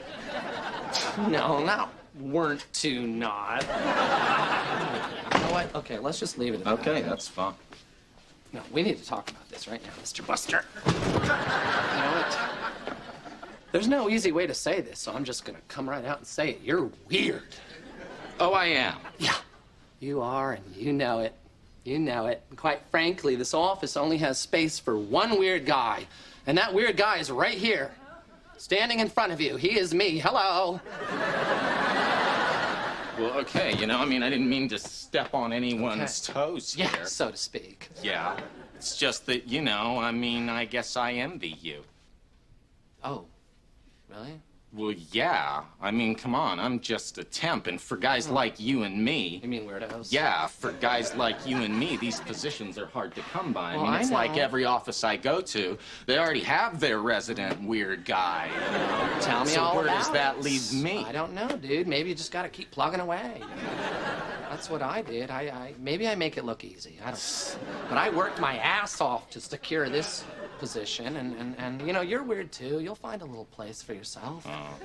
Well, thanks. No, I mean, that means a lot coming from a guy like you, because you, my friend, are like the weirdest office weird guy that I've ever seen. Really? Yeah, hands down. Yeah, and that's me after they closed up my chest. See, open, closed, open, closed. That's very impressive, sir. Thank you. Oh, cheer up, will you? Well, sir, I would really love to talk about what I said about you in the article. Oh, you mean the one that said I was, a logic-impaired hayseed that uses his station as his own private dating service? Oh, God, you've read it already. Yeah, about a week ago I got an advanced copy. Here, Oh, please, not another one of these things. You hand out more letters of apology than Union Carbide. Please, sir, just read it. All right. Davis' letter of resignation. Yeah. You know, I've 3 years trying to win the trust and respect and the friendship of these people, and for no good reason, I've thrown it all away. Dave. And I don't think I deserve. No, I don't deserve this job. You can't resign. Well, I'm going to. You know, I don't think I'm cut out for this. All right, maybe not, but I'm telling you what, you're not going to resign. I'll tell you that right now. You were going to go back into that office, and you were going to face those people, and you were going to start from square zero, earning their trust and respect and all that other crap. Mm-hmm. Are we done here? Yeah, you can take all this stuff away. Let me tell you something. Now, thank you. Let me tell you something. You have to start from the bottom before you can aim for the top. Well, I think I have definitely hit the bottom. No, you haven't. Pardon? See, I read somewhere that you were a tap dancing enthusiast. Oh, sir, no. Waiter, could we take this tablecloth away too? Because you know what, we're gonna need a nice hard surface, aren't we? Oh, Mr. Please. Mr. And James, Rico, I if you'd be so kind. Sir, no, I don't have the proper and, tap. the boater, if you would. Thank you. Come on, Dave. Tap waits for no man. Oh, Lord. Hi, we're here to see Jimmy Jane. Oh? My Lord.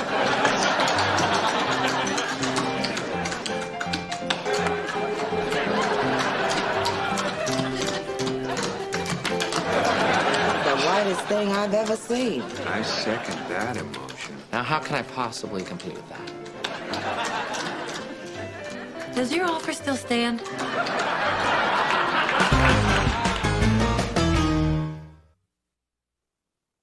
You're weird too. Oh, well, fine, you don't have to say that. Well, no, the thing with the box. Well, I mean, that's crazy. just everyday life for me. Really? I feel better. This is You like do? in blue, out pink, in blue. The healing. The healing has begun. Goodbye. Friend? Friend. Seriously? Give me a kiss.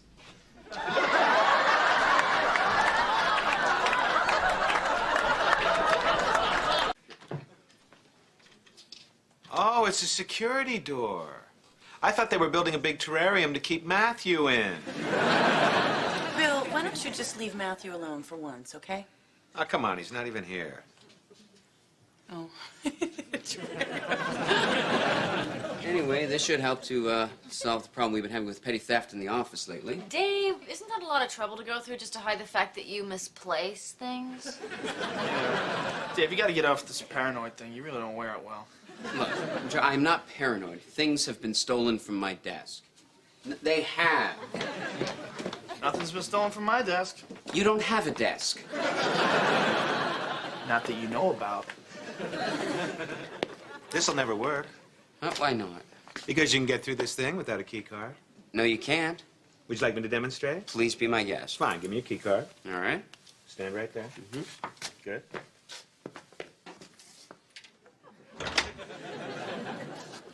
Now try to open the door. I can't. You know, you were right.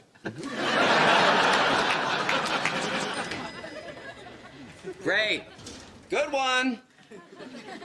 Bill? Hey, Dave. What's going on? Locked out. Oh, how'd that happen? Oh, it doesn't really matter. You tried knocking? Just about to give that a shot. Oh, well. You let me know how that works out for you. I will, sir.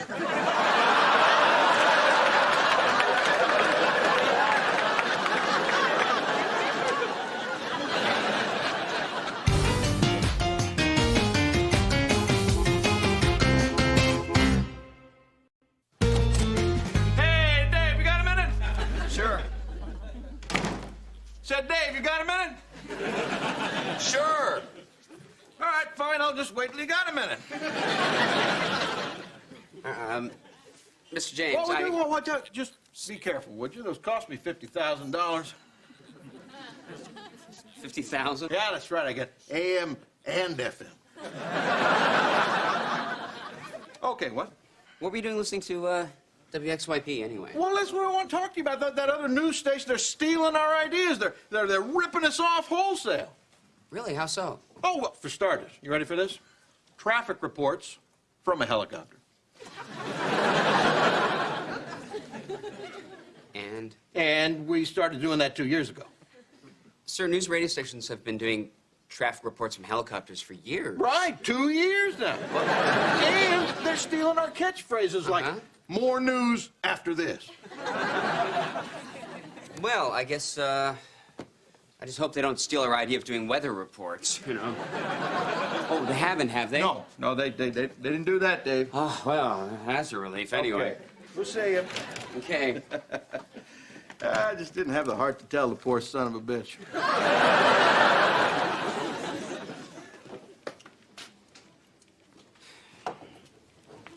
Okay, listen up, everyone. This door is to be kept closed at all times, all right? We have a security system for a good reason, and I don't want people circumventing it. Dave, we're not circumventing it. We're just trying to get around it.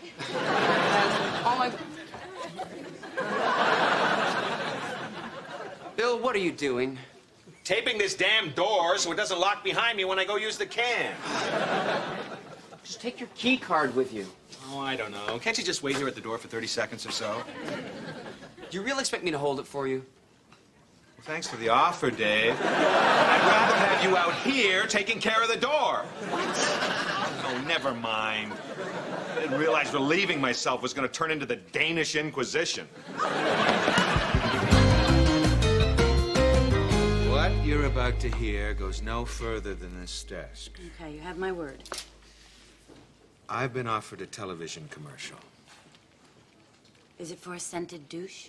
What? No. Well, what's the big secret? Well, I want you to help negotiate the actual deal for me. Well, isn't that something your agent should do? Technically, yes, but I don't have an agent anymore. What happened? I don't know. He died or retired or something. Anyway. Oh, well, which one is it? What does it matter? Either way, he's not returning my phone calls anymore. So you think you can help me out, act as my agent on this Bill, one? I have no idea how to be an agent. Well, it's easy. You just negotiate my salary and look out for my image as a newsman. You know, making sure that I don't have to do anything silly or embarrassing. What's the commercial for? Blue jeans. That's silly and embarrassing. Lisa, these are European blue jeans. Oh, well, that's different. Italian? Even better. Czechoslovakian. Wow.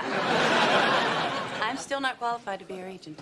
Sure you are. You've got just what it takes. You're cold and logical and heartless and emotionless. Almost more of an automaton than a human being. Thanks, that's flattering, but I don't think so. Oh, please, Lisa. I'll even give you the standard 1% commission. I believe agents get 10%. Not in show business, Dave. You must be thinking of retail hi-fi sales. Okay, you got me. I can't put one over on... See how smart you are? 5%. 6. 7. Deal.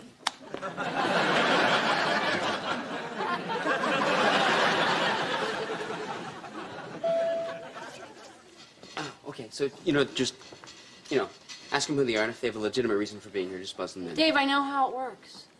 Of course, I'm sorry.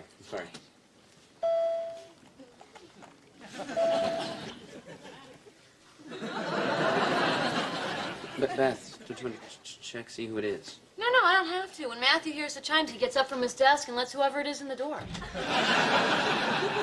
No, can't you see that defeats the whole purpose of having a security door in the first place? Can I help you, gentlemen? We're looking for Bill McNeil. Ah, well, this is my office, and he's not here.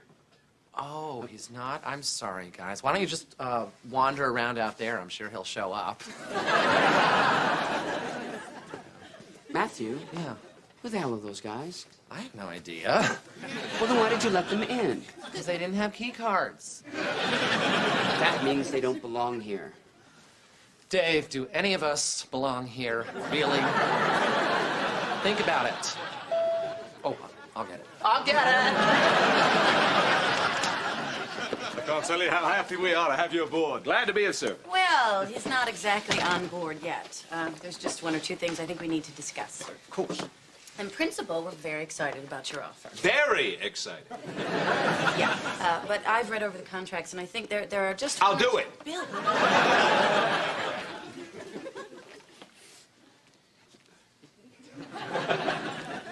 We just need to make sure that Bill won't be asked to do anything that might negatively affect his public image. Unless that's the kind of thing you're looking for. I mean, what we really need is some assurances that the concept will be executed tastefully. Don't worry. There won't be any nudity involved. That's a relief. But if you were to decide that nudity was vital, I'm game. I mean, as long as I get some time to prepare. I think what Bill is trying to communicate is our shared desire to arrive at terms that would be beneficial to all parties involved. No, what I'm trying to communicate is that I'm willing to do nudity, no extra charge. Bill, shut up. She drives a hard bargain, but just remember, I will do this for basically whatever you guys want to pay. No, you won't. I would rather not wear a sombrero. Bill! Okay, on second thought, let's try the sombrero. Dave, we have to get rid of that security door. No, we don't. Yes, we do. A little bird just flew into the glass and died. Really? Yeah. Poor thing. Matthew, that's a Cornish game hen. Doesn't it just make you want to cry? Didn't even bother to defrost it. Dude, if somebody wants to steal your wallet, that door's not going to stop them. Thank you. And my credit card. Thank you. That proves nothing. Now, will you please leave me and my door alone?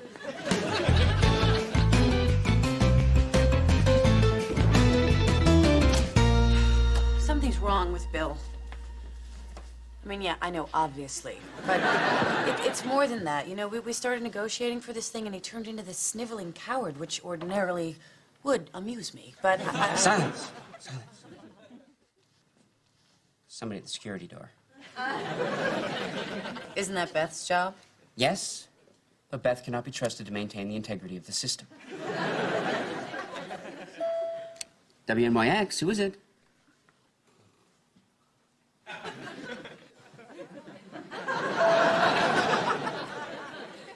WNYX, please state your name and business so I can buzz you in. Dave, maybe I'll just go see who it is. No! They chime. I ask them, who is it? They tell me. I buzz them in. WNYX, who is it? Please state your name and business so that I can give you access to these premises. Dave, why don't you just look through your window? No! Are you chime, I ask who it is. They tell me. I let them in. That's how it works. That is the system. The system will be followed.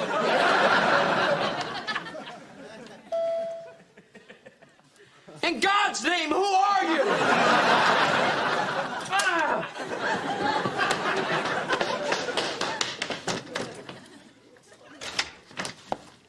Hey, Dave, you gotta get this buzzer fixed. I've been ringing it for 5 minutes.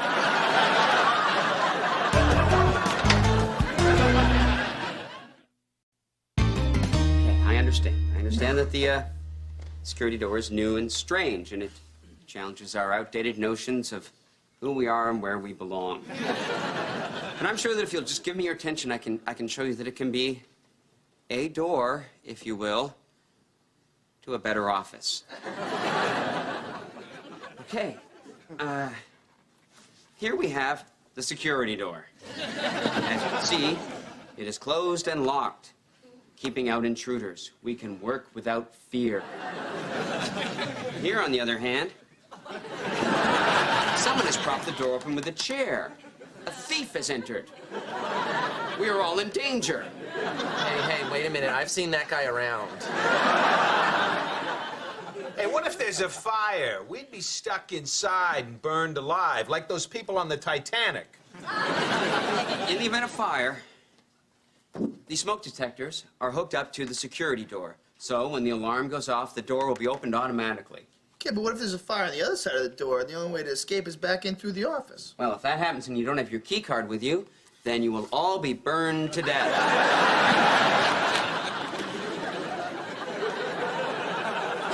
Which is why it's very important to always have your key card with you. What about an earthquake?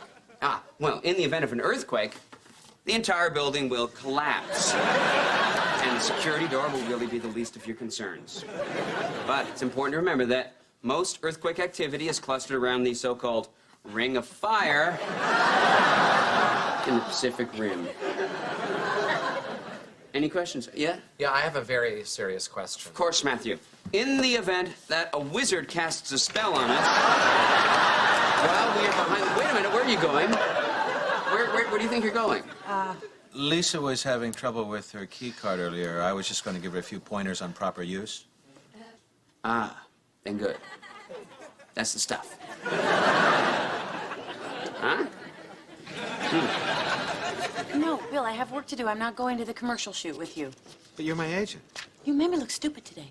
Well, that's because I was afraid they'd make me look stupid. You're playing a father, and your only line is pipe down, you two. But what if they make me wear a cardigan? I look stupid in cardigans. Okay, well, if they try to do that, just tell them no. Can't do that. I can't tell them no. I can't tell anyone no. Can't you see? Just take it easy. I tried to tell you earlier, but you just wouldn't listen. Well, Bill, you don't seem to have any trouble throwing your weight around in here. Lisa, this is radio. If they fire me, so what? I get a job scraping gum off the sidewalk. It's a lateral move, but television. Bill, I am not going to go with you, and I'm not going to go because I think this is something you need to do on your own. Yeah, but No buts, mister. You're gonna go, and you're gonna be great. And you wanna know why? Because you are Bill McNeil. The most pompous, overbearing, self-centered, cocky bastard I have ever met in my entire life. Thanks. You will. Hey, Dave. Okay. What are you doing? I want you to make sure the door closes. Dave, it's closing. It's not closed until I hear it click. Didn't click. Maybe it did. Maybe we just couldn't hear it over all the chatter. There. Now it's closed.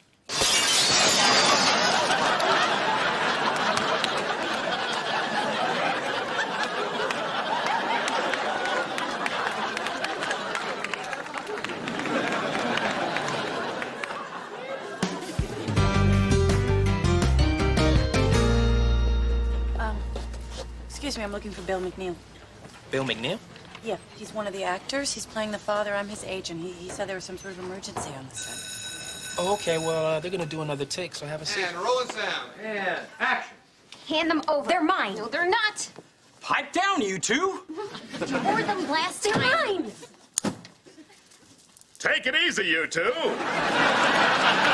limited time only, Blue Genie's Blue Jeans is offering a 50% discount on young women's and petite sizes at participating stores. So we can both get our own pair? That's right. And while you're at it, why not slip into a brand new fit with our outrageous Lady Capri hip huggers? Thanks, Blue Genie.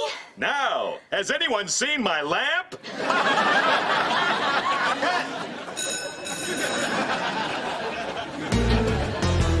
I'd like to know who rigged the door so that it would break when I touched it. Wow, I didn't believe it, but I think that maybe you guys are right. No, they're not. Right about what? About the fact that somebody's getting a little P-A-R-A-noid. No, I am not paranoid. Because I can say without a trace of irony, you're all out to get me. No one is going anywhere. I know. That's why I'm closing this door. No one leaves this room until I hear a confession from the person or persons who sabotaged the door so that it would shatter and I would be made to look foolish. Okay, Dave, actually the reason that we're all here is that we are not going anywhere until you admit that you've become very, very paranoid lately. Very. What? Dave, I wish so hard that you could see yourself the way that we see you, as a ranting, raving, crazy little man with a monkey head. Dave, I'm a pretty paranoid person myself, but even I don't turn on my closest friends like this. Don't play their game. It's just what they want you to do. Also, I love you. Love you too, Matthew. Oh, yeah, Dave, I wrote you a little song. It's called Frodo the Paranoid Gnome. Frodo was a paranoid gnome. This is not what we agreed to. It isn't. It isn't. Well, why didn't you put your foot down? Well, I started to. I went to talk to the director. And what happened? Well, he said, yes, Bill, what is it? And then I panicked and asked for a pay cut. Oh. All right. You know what? I'm gonna take care of this for you, okay? Hey, hotshot! You, yeah. Just a second. No, let me do this. If I want to be treated like a spoiled baby, it's time I acted like one. Hey, guys, what exactly is the problem? What's the problem? What's the problem?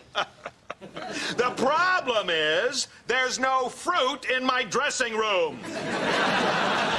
That's the problem? I know. Outrageous, isn't it? There's supposed to be a whole fruit basket in there. Well, there isn't! I did it. Yeah, This was a big step for me. I know.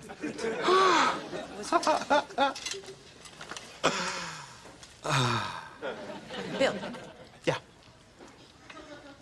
I thought you were going to be playing the father. I was. So how did you end up playing the Blue Genie? Well, the actor who was going to do it called in sick, so I lucked out and acabadabra! You're fine with it? Oh, yeah, Lisa. The Blue Genie has 3 times as many lines as the father. Of course. I can't tell you how sorry I am. If my guys had installed that glass correctly, it would never have shattered. Yeah, well, no harm done. Thanks a lot. Okay, great. Yep. Steve, Dave, wasn't sabotaged. He's in on it. In on what? He's in on the whole plan to... Okay, I don't know what the plan is. But I'm pretty sure he's in on it. Dave, when was the last time you had a vacation? One thing we do know. Someone somewhere wants me crazy. Okay, that's it. You know what I'm gonna do? I'm gonna give you a ride home. I'm gonna tuck you in because you had enough for today. Go get your stuff. Go on. Attaboy. Was that what you wanted? That was perfect. Hate to ask you to lie to the little guy, but it'll help him sleep better tonight. He's feeling a little paranoid. Here you go. So what was the real reason this thing broke? I think someone must have sabotaged it so it would break and make him look foolish. Yeah, that's what I figured. What was that about? Huh? What was what about? Well, you know, why did he... Never mind. You're right. Probably, you just need a good night's sleep. Yeah. So, I guess we should go. Mm-hmm.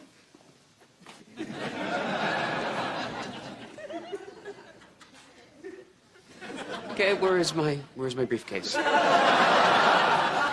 just put it down. Right. Big car. But I Get in this room right here, and you're going to be just fine.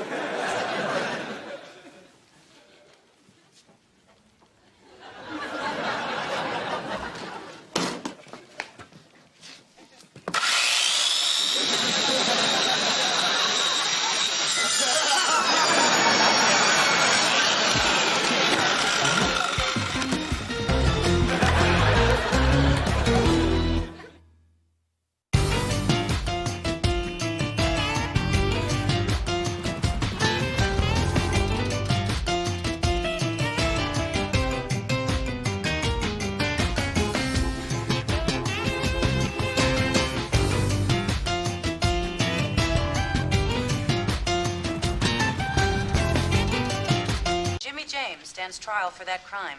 Prosecution arrested Johnny, if Mr. James gets put into prison, what happens then? Oh, it'll be rough on him, but he'll make it. No, I mean, you won't leave us, will you? Never, champ. Yeah, but what Would if... a bear hug shut you up? You know it. Come on, Dave, bear hug. No. The defense team is now entering the courtroom. Well, hi, Lisa. Hi, Mr. James. Thanks, fellas. Hello, Lisa Miller of radio station WNYX, New York's AM news leader. Hi. Mr. James, how do you plan to respond to prosecution's charges that you are, in fact, legendary skyjacker D.B. Cooper? I will beat the White Devil by whatever means necessary. Excuse me. Oh, no, don't mind me. Don't mind. I've been reading Malcolm X lately, and I just wanted to say, fight the power, kids. I want to give a big ups to all my peeps in lockdown, and University of Florida Gators rule! Okay, let's do this.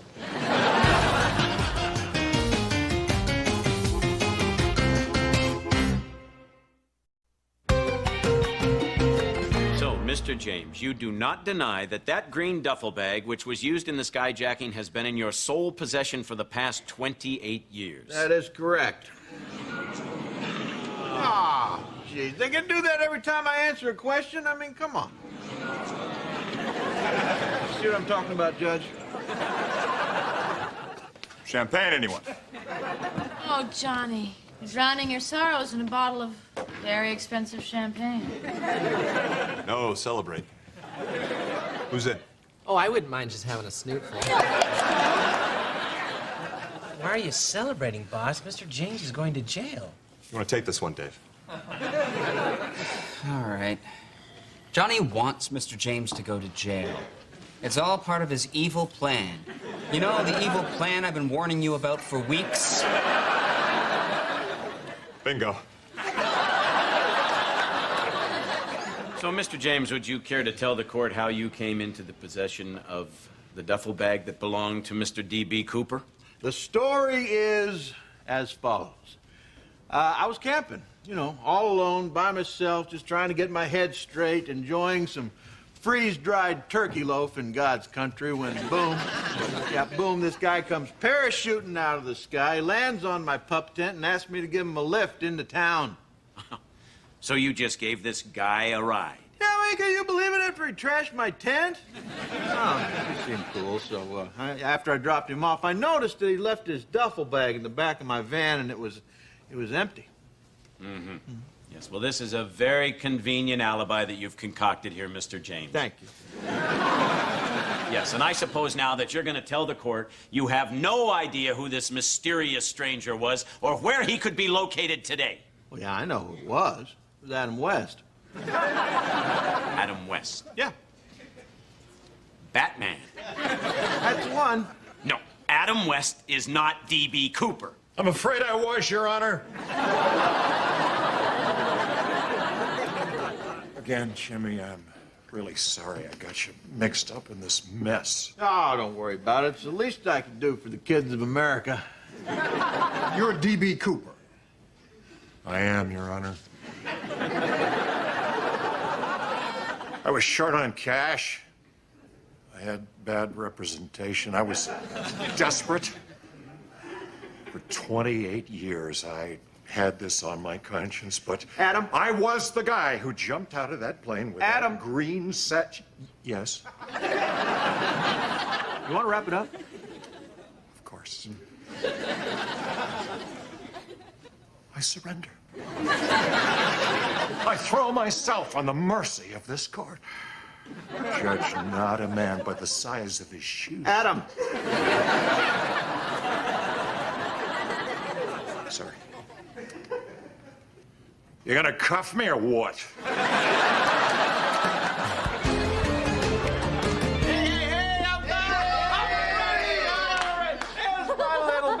Ow, ow. Oh, What? are you gonna shave that prison scruff? No. I thought I'd let it grow out a little bit because I'm a bona fide folk hero now, you know? Listen, James, you're better than a folk hero. Dude, you know Batman. Yeah. That's true. Well, I made you a little present here, and What's that? Look at that. honor That's of a your picture return. of my jail cell. Yes, it is. You know, it's just so you can remember it forever. See, I got your bunk beds there, and there's the toilet. Yeah. There's that guy in the cell next to you who wanted my home address. Remember him? Thanks a lot, Matthew. Hey, Mr. James? Yeah. I, for one, would like to offer you my sincerest congratulations. Well, that's mighty nice of you, Max. Yes, and I should also like to point out that unlike some people here, I was never fooled for 1 second by that evil Johnny Johnson. That's a lie. You've been dancing around Johnny like a trained monkey. All right, wait, I have a question. So, does anyone here like a tattletale? Anyone? Show of hands? Where's Johnny right now? He's waiting in my office like a lamb waiting for the slaughter. You want me to slaughter him? Yes, please. The angel of death has spoken. You can watch if you want. Oh. Could you just try to go easy on him, Mr. James? What? Well, fire him, yeah, fire him. Just don't hurt his mouth. Can do. Johnny. Jimmy. Hey, old dog. You look like you lost a little weight, huh? Yeah, 3 words. Yeah. Fiber, fiber, fiber. I heard you proposed to Lisa. Eh, she turned me down, though. That's too bad. Kind of bugged her that I was trying to steal your empire away from you. Women. Tell me about it. Don't get me wrong, I love the ladies. I just don't understand them. Yeah, well, you call me when you do, because I'm like a blind man in a bookstore myself, you know what I mean? You got that straight. Yeah. By the way, you're fired. You do know that while you were on the lam, the board of directors elected me CEO of Jimmy James Incorporated. Right, John. My board of directors would never do that to me. Of course, never thought my board of directors would be given naked hot tub orgies either. I guess you blackmailed them, huh? No, I bribed them. We had a naked hot tub orgy. You evil son of a gun. Guilty as charged. I'll beat you in court. Maybe, but that would take what? 10 years or so? Just long enough to see J. James Incorporated turned into a penny stock. All right, you win. Speaking as the angel of death here, I'd really like you not to give up so easily. What can I say? The guy beat me. Well, sir. Dave, don't you get it? I'm ruined. Tell you what, I'll throw you a bone. Anything in particular you want? WNYX. Well, thank God for that. Be real. This is the heart of the beast. How about that chain of internet cafes? What do you mean? Hot cup of web? Thought I unloaded that dog already. Tried, couldn't. It's yours. Okay, I'll take it, but I'll need help. Can I take the staff here with me? The entire staff? Why don't I just give you the station? Okay, well, how about 3 employees? How about 1 employee? How about 2 employees? How about 1 employee in Matthew? How about 1 employee? Deal. You got until 5 o'clock to make your selection. Okay. Oh, Johnny, by the way, you know when I told you you'd lost some weight? Yeah. Well, I lied. You look like hell. Go find a treadmill, you fat son of a bitch.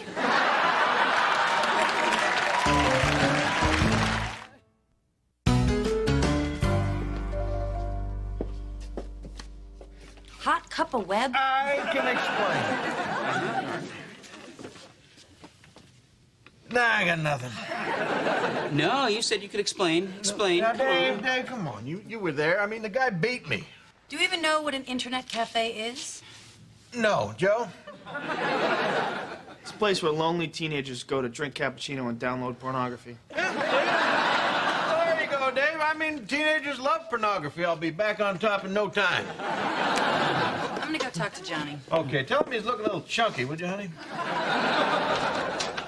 That's the best you can do. I mean, the guy ruins you, and your response is just to make him self-conscious about his weight. Okay, I have a question. Yeah. Okay, Mr. James, you do have a plan, right? Yeah? Okay. See, David, don't stop believing. All right. Well, then what is this plan? Okay, everybody, would you just please come over here for a second? All right? I am going to get my empire back from Johnny some way, somehow.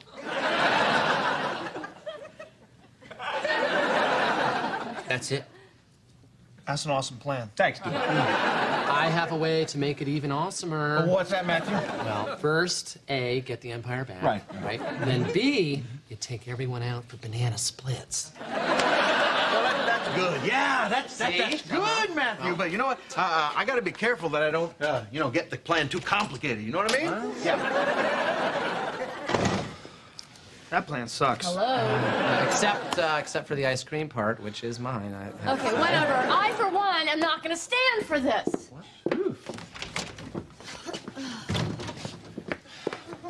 Hey, Dave, how come I wasn't invited to the anti-Johnny movement? Because you're in love with Johnny. Jealous? My country 'tis of the sweet land of liberty, of thee I sing. Sir, what the hell is she doing? Oh, she's protesting, Dave. She says she's not going to stop singing until Johnny gives me my empire back. I know. It's kind of out there, but, take it from an old hippie like myself. This is just the kind of thing that can jumpstart a movement, you know what I mean? Land of the pilgrim's pride, from every mountainside let freedom ring. Mikey, kill the feed. Put us on to one of those national news broadcasts for the rest of the day. Of thee I sing. Land where my foe. Salmonella poisoning is a problem that Americans refuse to take. Ah, there's my girl. Just don't, okay? Because this is hard enough as it is. Is somebody giving you a hard time? Because if they are, you give me their social security number, I'll have them terminated. By terminated, I mean killed. Oh, no, that won't be necessary, Johnny, but, thank you. Anytime. Now, what's on your prodigious mind? Well, I would like you to give Jimmy his empire back. I know you do, sweetie. Anything else? No, I'm serious. If you don't give Mr. James his empire back, we're through. It's me or the empire, okay? This is me, and this is the empire. Okay. I want to make this perfectly clear to you. Me or the empire? That's easy. I choose you. Oh, Johnny. And the empire. Oh, it doesn't work that way. It's me or the empire. All right. Lisa, have you ever noticed how really good-looking guys with really nice cars get lots of dates? Now imagine a really good-looking guy, a nice car, and an empire. You do the math. Easy. By the way, correct answer was me.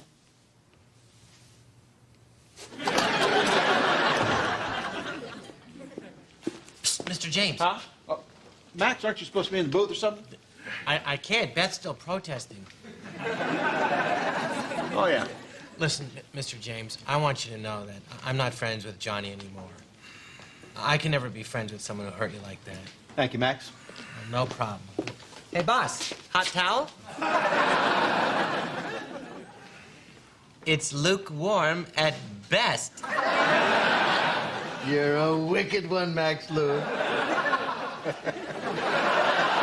Wait, listen, Mr. James. Yeah. Now, I know you get to take one employee with you when you go. That's right. And it grieves me to say this, but I don't think you should pick me. Neither do I. Obviously, the choice is between Dave and Lisa. All All right, well, now you're obviously in denial. I just think that the station needs me. I can never rest in my campaign to inconvenience Johnny. Okay. You're not gonna go quietly, are you? Not going at all, Captain. What's on your mind? Forget about my mind, dude. This is strictly about my fists of steel. That's too bad, because in a different world, I think we probably could have hung out. That you're gonna beat me out of this office. Yeah. You leave me no choice but to bring it on. Well, fair enough. How do you feel about nunchucks? See, I knew we could have hung out. Joseph? Is this guy bothering you? Dude. Get out of here. I told you I'll take care of this myself. Hey, I read you. I'm just here for backup. You go ahead and kick his ass. What do you got in that towel there, Matthew? In here? Just some old oranges, that's all. Really? Yeah. Interesting thing about oranges in a towel. If somebody accidentally gets, say, beaten with them. No bruises.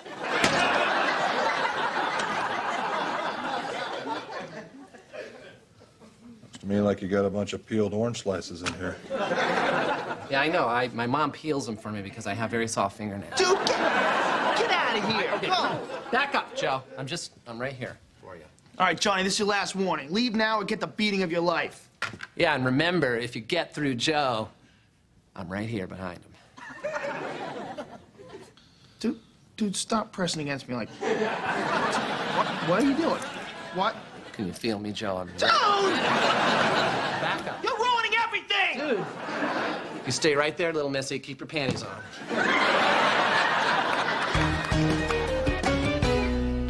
Hey, Dave. Hey, Johnny. Is that any way to greet your boss?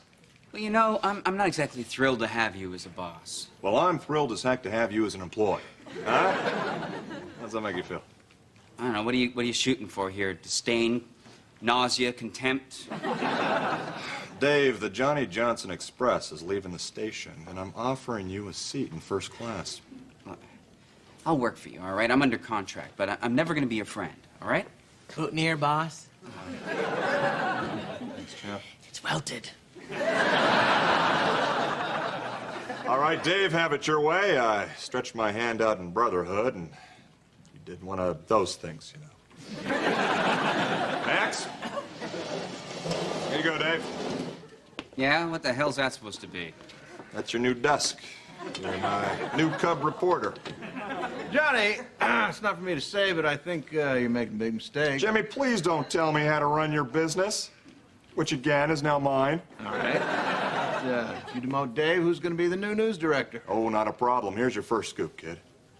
There's a new news director that's been appointed at WNYX, and his name's Johnny Johnson. Sorry, Dave.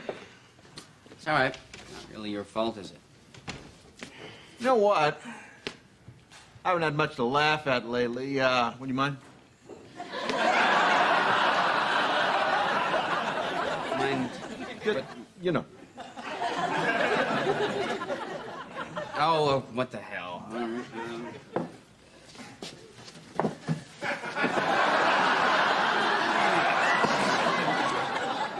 There you go. I'm sitting at a little desk. Does that amuse you? Not as much as I thought. Well, you know, I'm not doing this for my own amusement. Nah, you're doing it for mine. Hang on, I'm gonna get a camera.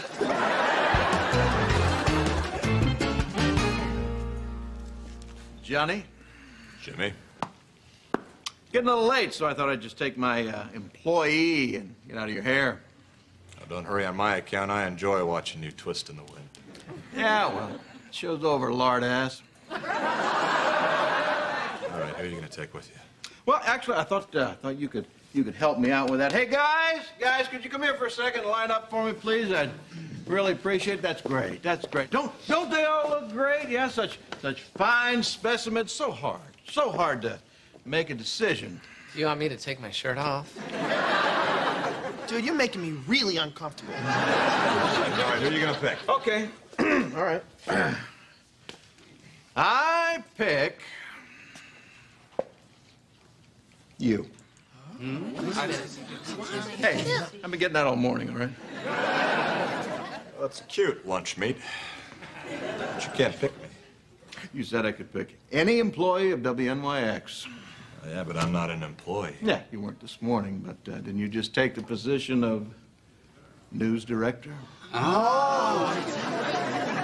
What did I just say?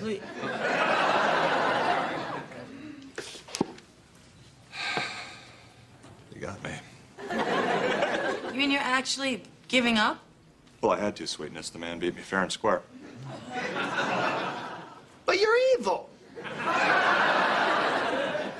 It's no excuse for poor sportsmanship. Johnny? Yeah. You suck.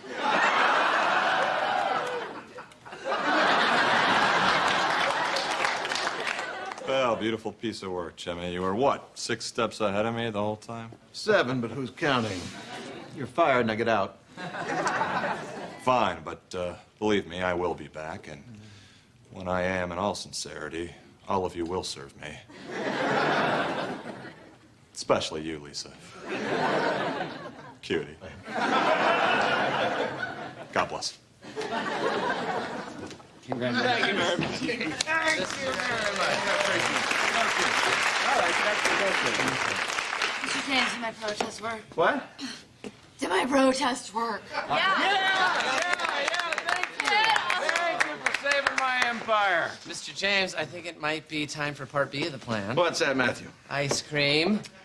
Yeah, you know what? I actually happen to know a bar that serves ice cream. Let's get out. Yes. All right. Oh, Mr. James? Yeah. Tell me something. Did you really have a plan, or was that just dumb luck? Oh, Dave. What you think of as dumb luck is actually... Go get that drink.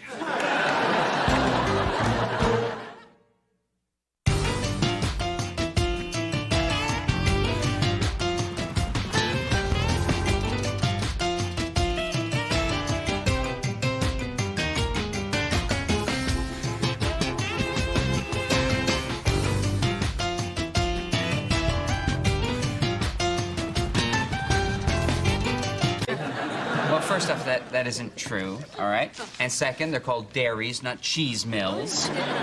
And third, a lot of them have really good employee benefits. Really, Dave? Like what? All the free cheese you could smuggle out in your overalls? Okay, 4, not everyone in Wisconsin wears overalls. Whatever. And 5, the overall is a very comfortable and functional garment for the working man.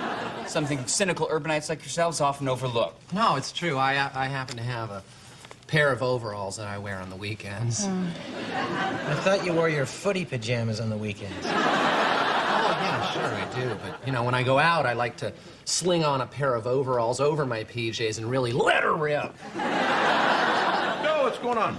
Dave has to give a speech to the kids at his high school. Oh, yeah? Well, actually, sir, I'm just putting down a few words of advice on videotape for them. My English teacher, Mr. Thernstrom, asked me to. Couldn't get out of it, huh? I had no desire to.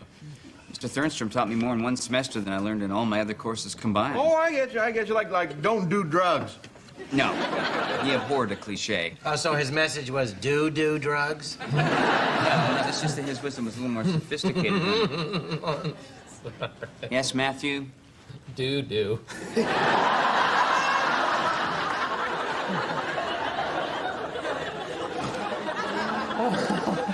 Yeah, that's right, Matthew.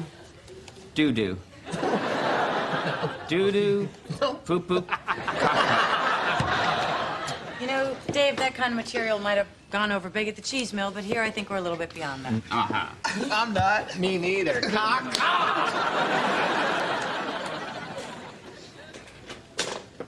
Thank you, sweetheart. Beth, what's wrong with your hands? Oh, I have carpal tunnel syndrome. Ooh. Oh, that's terrible. People get that from, like, typing too much, right? Yeah. How'd you get it? Beats me.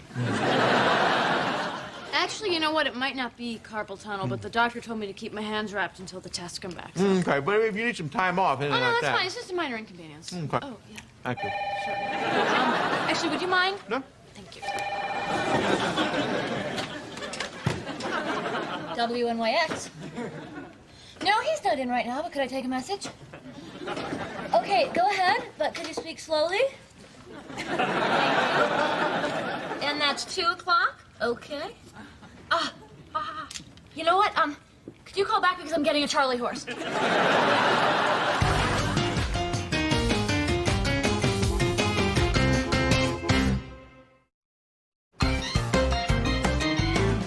And lawmakers expressed hope the bill would pass before the next recess. More news after this.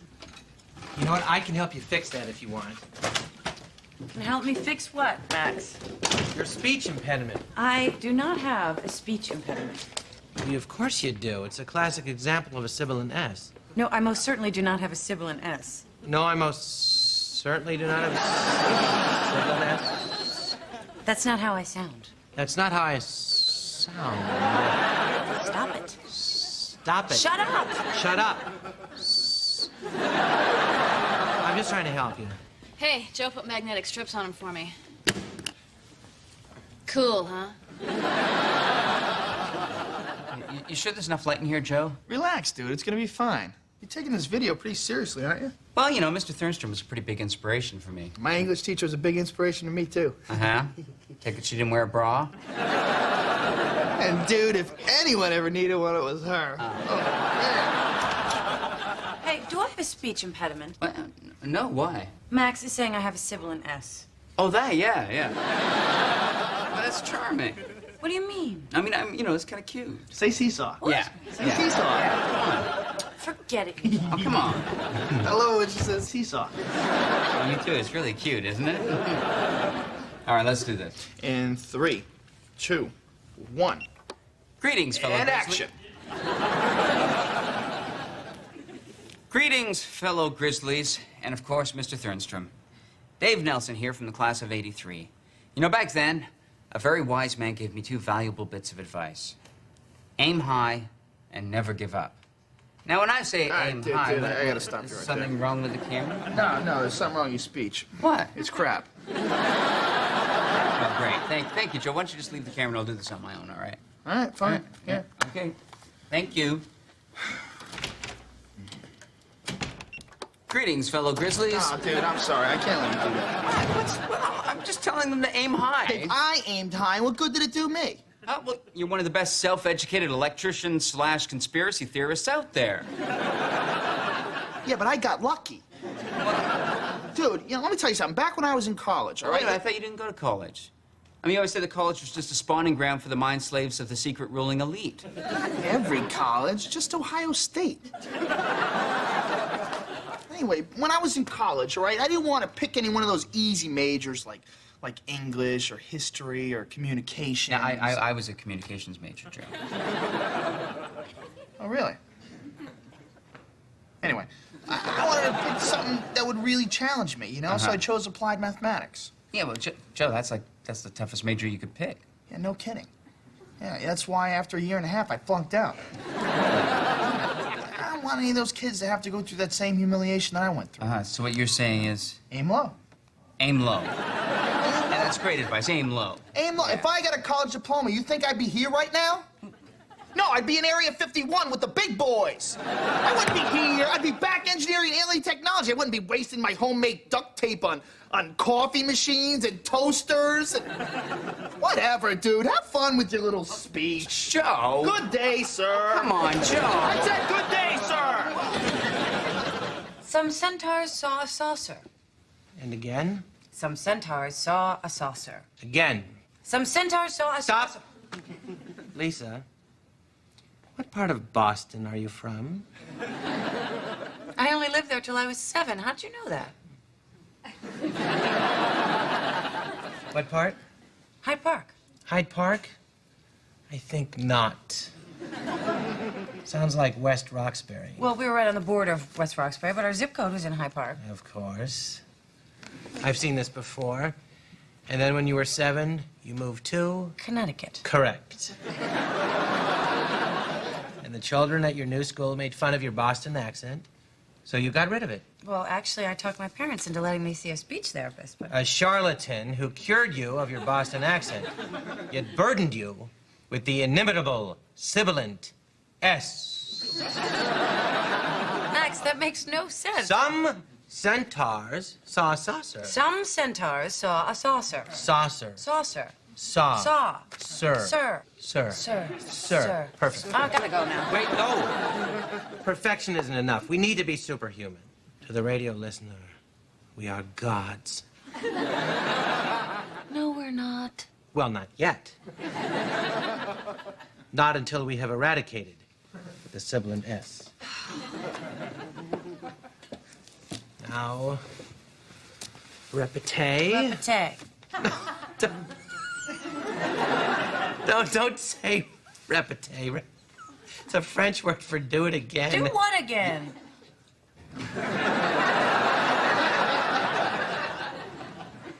Some centaurs saw a saucer. Again. Some centaurs saw a saucer. Good. Now 5,000 more times. Often, more often than I ever imagined, we have to put aside intellectual reasoning and follow our hearts. Now, when I say follow your heart, what I mean to Hello, Wisconsin. Hey, this is my boss, Mr. Jimmy James. Hi. Do you have any words of advice for the leaders of tomorrow, sir? Yeah, always use a condom. And if you're too embarrassed to buy them at the drugstore, just shoplift them. It's easy. Thank you, sir. Now I have to start again. Oh, I'm sorry. What were you telling them about following your heart? Well, it's just, when I was in high school, I thought you could sort of logically reason your way through every decision. Yeah, I I get you. Did I ever tell you about Margie?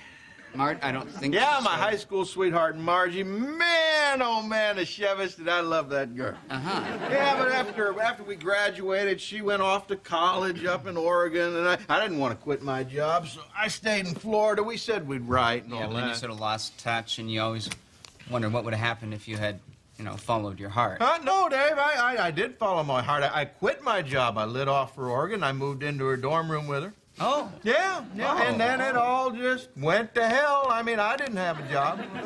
So she had to sneak food out of the dining hall, and then the campus police busted her for stealing trays. She blamed me. I, of course, joined the Army to get back at her. Then I spent the next 2 years, dodging mortar shells Southeast Asia. Yeah, but if you hadn't followed your heart, you'd have always been left wondering what might have been. Oh, yeah. Let's think about that for a second. Let's see. Lovelorn Fry Cook in Ocala, Florida, or bitterly depressed human target in Cameron Bay. Okay, sir, so you had a bit of a tough break there. I had a bit of a tough break, all right? I'll tell you what, you tell the little snots, all right? You tell them this right here. You follow your head, all right? You follow your head, because if your heart starts talking, you just make your head tell it to shut the hell up. I can't believe that you made me all upset here. Why did you have to bring up Margie anyway? Sir, I did. Sir, I really didn't. What? You want me to take you off the air? Why? Oh, strep throat again? Oh, Beth, will you call the doctor and get him in here to see Lisa right away? Dave, I just put my shoe back on. Beth, just. Well, so what's the problem, huh? The problem is I spent 3 years in speech therapy trying to cover this god-awful Boston accent. And after 45 minutes with Max, I'm right back at the chowder house serving scraw to those jerks from Harvard. Hey, Sibilant S is gone. Am I a miracle worker or what? Up yours, you loser.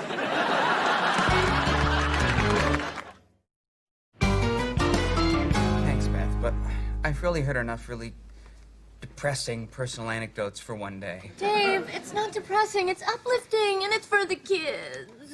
All right. So you're in 7th grade, right? Right, and my parents decided that I should go to private school, so I got the whole uniform, the plaid skirt and the white tights. Yeah. So I show up at school on the first day, and I'm the only person wearing a uniform. Turns out this particular school does not require uniforms, so everyone's laughing at me. Oh, God, please stop. And I just wanted to cry, I felt like crying, but I didn't.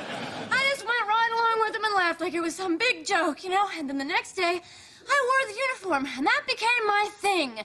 The girl who wears the wacky outfits. Ha, ha, ha!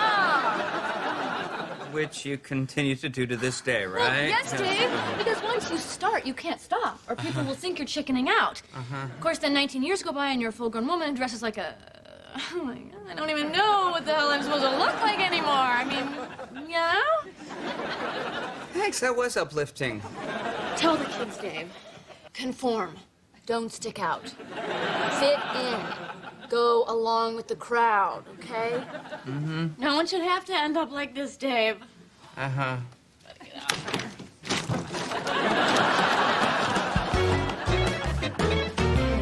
This one sticks a little bit. Joe, there is nothing wrong with my draw. Maybe it's this one here. No, there's nothing wrong with that draw either.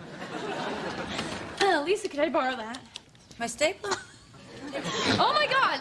What is that on your desk? What is... Yeah, what the heck do you call that thing again? My computer? Computer. Yeah, ha, ha, ha. It's not funny, you guys. It's not... Oh, Lisa, what's this I found on your desk? It's a pencil. I'm sorry, don't you mean a pencil? That's what I said, man. Yeah, right. I'm gonna go grab a soda. Can you grab me a bottle of water? Dave, tell them to stop teasing me. You tell him, it sounds funnier.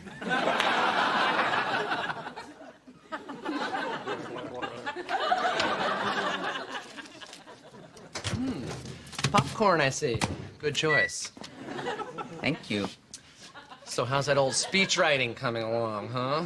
Swimmingly. Couldn't be better, don't need any advice. Thank you, goodbye. Are you sure? Because I think I do have some advice for the wee ones. Please, no. Why not? Why not? Yeah. Why not? Because so far today, your cohorts have convinced me to tell the kids to fit in, give up, aim low, and never ever follow your heart. That's the exact opposite of what I was going to tell them. Oh, yeah? Yeah, I was going to tell them to aim high. You know, keep trying, dare to be different, and just do whatever it takes to make your dreams a reality. Well, yeah. Exactly. Yeah. See? I mean, those aren't such bad rules to try to live your life by, are they? Not. No. No, sir. What do you think got me where I am today? Oh, I should have known. Oh, Dave, your popcorn. Ow. Dave? Dave.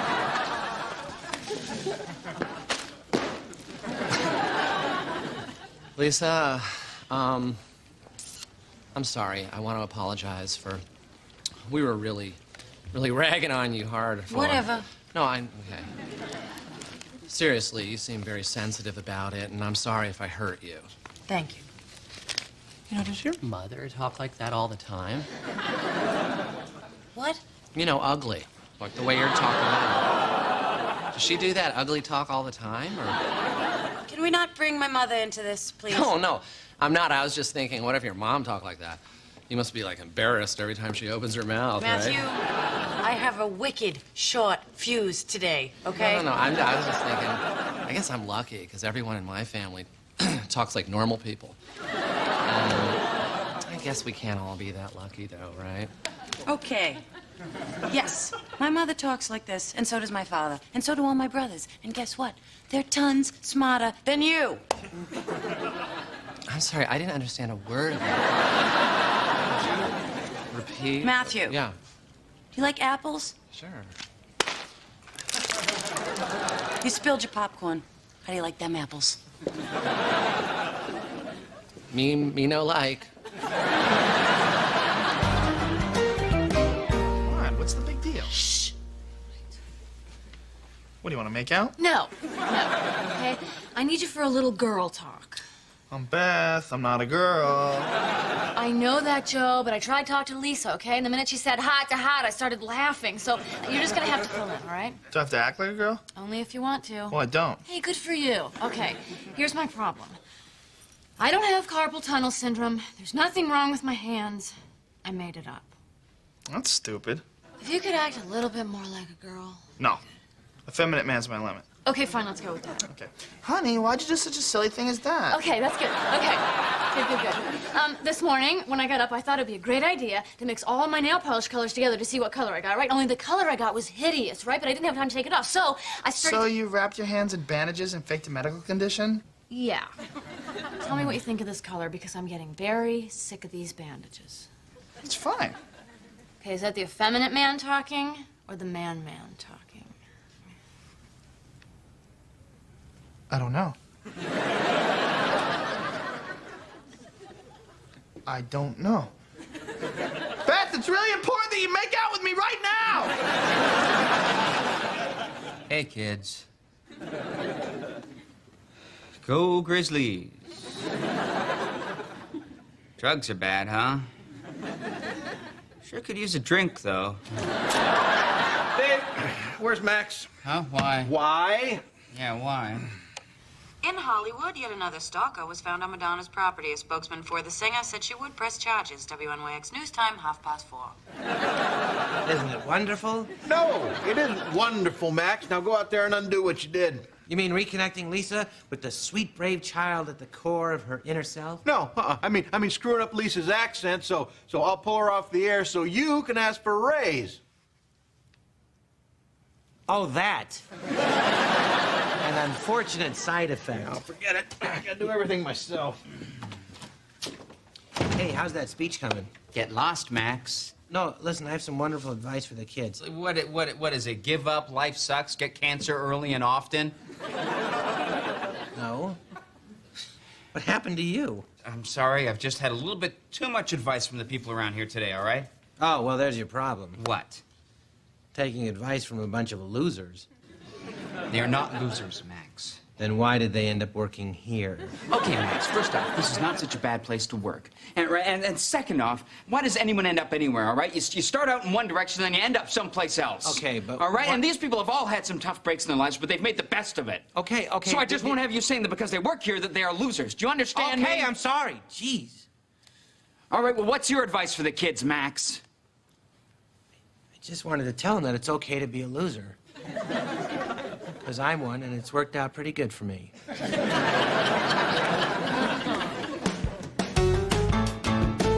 Again? Some centaurs, sir. No, again. Some centaur. No, again. Hey, Dave, you finished that speech? Just about. Yeah, I think I finally got it figured out. Good. Feeling pretty good about it, really. What'd you decide? No! What? Sorry, forced to happen. I'll leave you to it. Okay. Again? Okay, some centaur. No! Again! I can help you fix that. Oh, no, thanks, Max. Think you've done enough damage already. No, not her, you. What about me? Again, say it. Again? Ocala, Florida, am I right? Yeah? Just south of the railroad tracks? Yeah. Your boyhood home had a wooden floor. Look, son, you try that rain and Spain crap on me, I'll be on you like ugly on an ape. On an ape. Max! Leaving. What I'm trying to say is that no matter how well you think you know someone, look deeper. Even your closest friends have layers of complexity that you can't imagine. And understanding them, I mean really understanding them, is the key to compassion and to forgiveness and to friendship. Thank you, Grizzlies. And most of all, thank you, Mr. Thernstrom. Profound words, yes, class? And inspired stuff. Mr. Thernstrom? I'm in the middle of a class. Of course you are, but it's time for your medication. Very well. Class dismissed.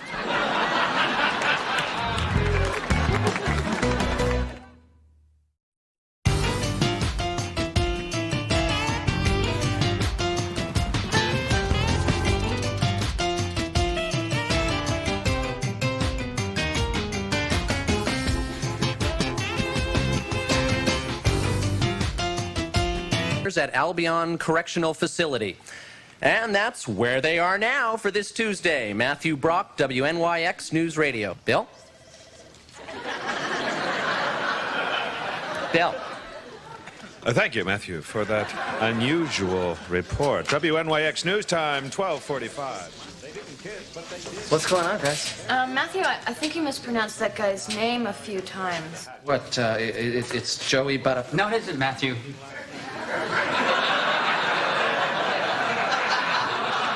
It's, Buttafuoco. Buttafuoco. What did I say? Well, Matthew, of all the possible mispronunciations of that name, you seem to have stumbled upon absolutely the worst one. I don't know what you mean. Think about it. Nice job, Matthew. My cab driver really got a kick out of that. Yeah. Lisa, I'm on it, okay? Well, if you were really on it, Dave, we wouldn't be doing a story about Joey Buttafuoco in the first place. Oh, my God. Yeah. Oh, my God. Yeah. Oh, Yeah. no. So you sort of see it now, huh? Oh, God. Yeah, that's good. All right, here's what we're gonna do. That's okay, Lisa. I'll take it from here. We'll just issue a short correction and a formal apology to Mr. Buttafuoco. Oh, my God. I'm sorry, Lisa. Did I miss a memo or something? I'm still the news director, right? Well, not for long. If this is how you're gonna run the station. Look, what is with you? I mean, do you really think you can do this job better? Haven't I been clear on that? Well, all right, it would be easier for you, because, I mean, you wouldn't have someone like you haranguing you all the time. Dave, that makes no sense at all. Well, not as much as I'd hoped it would, but you get the point. I, for one, am outraged. Oh, my God, Joe, I'm sorry. Way to go, dude. I can't believe you pulled it off.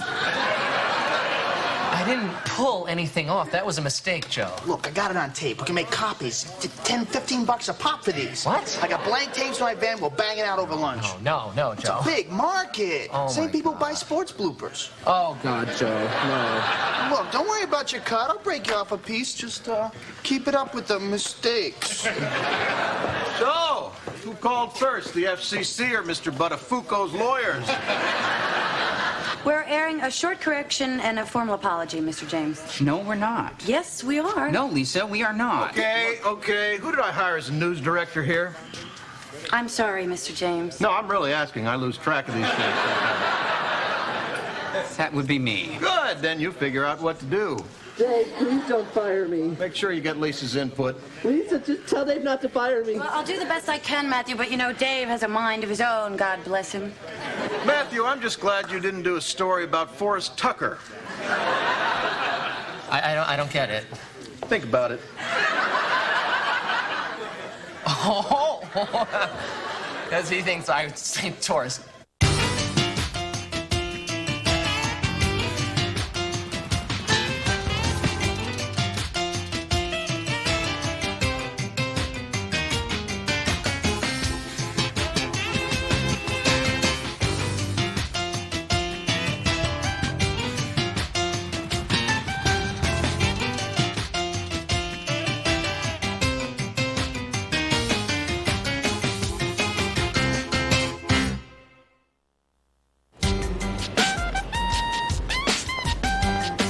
Look, if you don't want my input, then just say so. I don't want your input. Too bad. You know what, especially if your input is another 3-hour lecture on the legal rights of a known sleazebag. Well, what if Mr. Buttafuoco sues us? Oh, for what? Defamation of character? Like we can help him with that. That is completely beside the point. Look, it's like 6 o'clock now, all right? So? Well, so I want to get something to eat. Fine, I can finish this over dinner. Oh, that's not what I meant. All right, would you rather I called you at 3 a.m. when I wake up from my recurring nightmare about you running the station into the ground? Well, this is going to be a delightful meal. Dinner, huh? Why don't you guys just get a room? Shut up, Beth. Yeah, Beth, that kind of insinuation is really inappropriate. And what the hell are you wearing? It only cost me $5. I'm going to go get my coat. Well, move it. Oh, settle down. Don't tell me to settle down. Wow, it's like Tracy and Hepburn. Look, all I'm asking is you stop arguing with me until I get some food in my stomach. Fine. Let's go to that sushi place across the street. Oh, no, I don't want to go for sushi. Oh, I see. I don't even get any input as to where we eat. Oh, my God.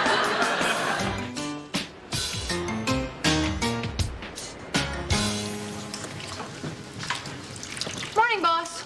Oh, morning, Beth. Here's your phone sheet. You know, you really don't have to call me boss. I know, I just do it sarcastically because it amuses me. Call coffee, boss? Oh, yes, please. Thanks. So, how was your dinner with Lisa? Oh, it was fine. By the time we got to dessert, I was kind of sick of arguing, so Lisa sort of had to carry the bickering through to the check herself. He's doing it again. Tell him to stop. Oh, doing what, Catherine? He just sits there and stares at me all day long. Well, Catherine, as we've said before, and that is where he sits. That is where you sit. You sit opposite each other. There's not really much I can do. You guys can switch seats. Thanks, Joe. I can't take it anymore. On Wall Street, the Dow is showing signs of recovering after yesterday's 9-point fall after just over an hour of trading. Listen, Dave, why don't you and Lisa just bury the hatchet? Oh, I'd love to, but apparently Lisa thinks she should have my job. Oh, I get it. So when a woman is ambitious, she's pushy. But when a man is ambitious... Oh, Beth, don't go into that. No, you're right. I was actually starting to make myself a little sick. Is Kathy out in the hall? Yeah, Bill, but I let her go. She's in kind of a mood. Don't worry, I know how to sweet talk. Kathy, Bill, I'd really rather you didn't do that right now. Oh. Hi, Lisa. Hi, Dave. Hi. Hi. Coffee. Yeah, okay. Would you like some cream Sugar? for your coffee? No, You don't cream. take, No, I just take it black. I didn't know Yeah. that. You take it. Listen, have a okay. nice You. day. Yeah, you too. Yeah.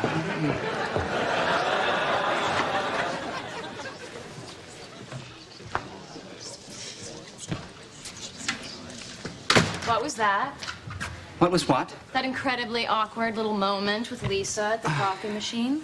Look, Beth, I have no idea what it is you're talking about. Dave, you do know that I can tell when you're lying, don't you? There's a thing you always do. Oh, really? And what is this thing I always do when I'm lying, huh? Oh, come on, Beth. There's absolutely nothing going on between... This is it, isn't it? This is the thing. All right. Lisa and I sort of made out last night. Oh, my God. I know. Beth, look, it's very, very important that you don't tell anyone about this, all right? Look, I really don't want anyone to know that we're moving the sports update to 15 after the hour. Butafuco.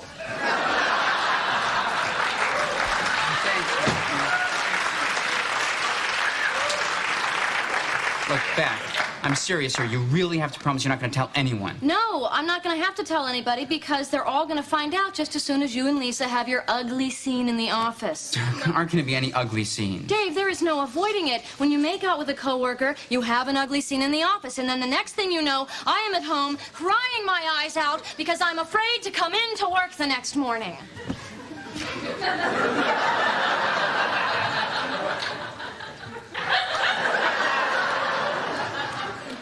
We're not talking about me anymore, are we?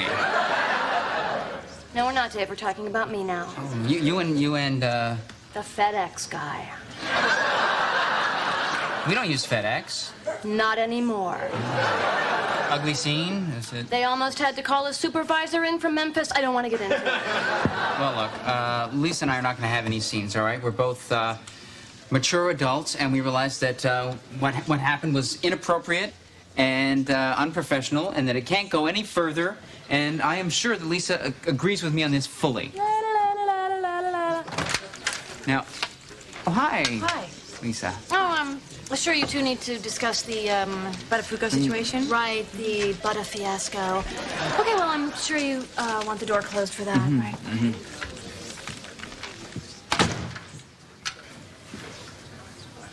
Hi. Hi. Sorry.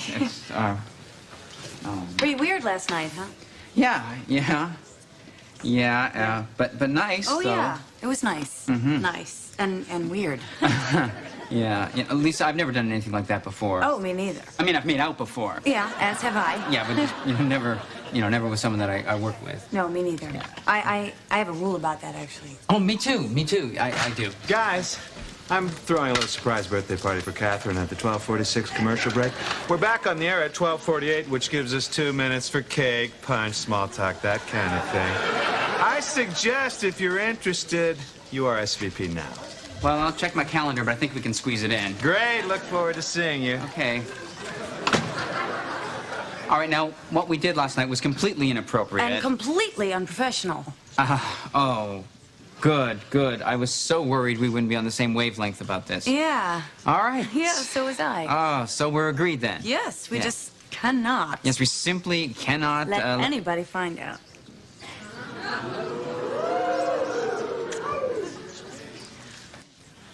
Uh-oh. Yeah, I thought we were both going to say that we can't do this anymore. Oh, yeah. We were. I was. Yes. Excuse me. Well, then what was this? That was a joke. Get it? I have to go now. 35 seconds to party time. Boy, do I love good party. You love good party, Joe? That's why I went to college, sir. It's also why I didn't graduate. Yeah, me neither. So what? Didn't stop me from building $1 million empire. Didn't stop you from becoming, what do you do again? Electrician. Well, things were different in my day. Beth, you wanna pour us around the old Red Devil? Lisa, can I talk to you in my office for just a moment, please? Oh, I'm kind of busy. No, hey, don't you two even think about working. Here comes the birthday girl. I told you I didn't want a birthday party, Oh, you always say that. and I always mean it. Mr. James. Present. Buttafuoco. Well, Buttafuoco to you too, Matthew. If you'd said it that way on the air, we probably wouldn't have lost 2 sponsors this morning. Oh, my God. Listen, Lisa, I really need to speak to you in my office right now. Dave, you gotta loosen up a little bit. Good boss has to loosen up every now and again. Case in point, me, I'm half loaded right now. Well, sir, actually, I really need to speak to Lisa in my office right now. Actually, Dave, you don't. No, I really do. No, you really don't. Catherine, how about a few words from the birthday girl? I am now officially not speaking to you. She gets a little shy sometimes. I'm sorry, if you'll excuse me. Perhaps I better go see if my colleague needs some assistance. Is it just me or does this party suck? Look, I'm really sorry about earlier, but I really think we should discuss this right now. Look, Dave, can we please just drop it, okay? It's not a big deal. Well, look, if it's not a big deal, then why do we have that scene out there? Well, I'm not the one having a scene out there. I have dropped it. See? All over. Well, look, we're not leaving this room until we settle this. Oh, really? Really? Well, I guess it's settled. Cake boss, this is getting ugly. I know that.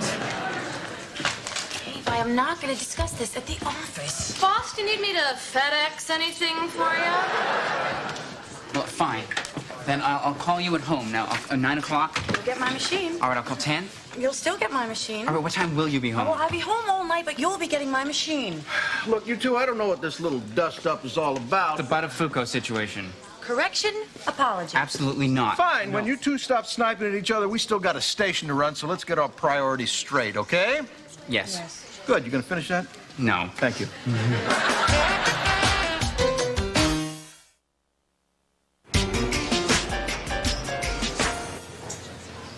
Hi, Beth. Is it still ugly? Well, let's just put it this way. Right now, I'm really wishing I'd been out with a FedEx guy. Oh, hi, Lisa. Hi, Dave. Hi. Can I get you coffee? No, I'll get it myself. I can get it there. All right, good. Yeah. Well, Excuse me. Listen, yeah. Okay. Well, have a nice day. Yeah, you too. You have a good.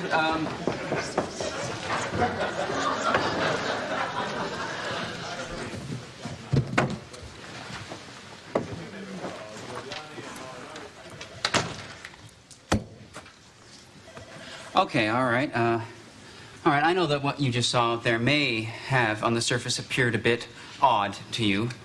Beth, I am not hiding anything from you. I am... Oh, for God's sakes, Beth, I'm not even wearing a tie. That's what tipped me off, Dave.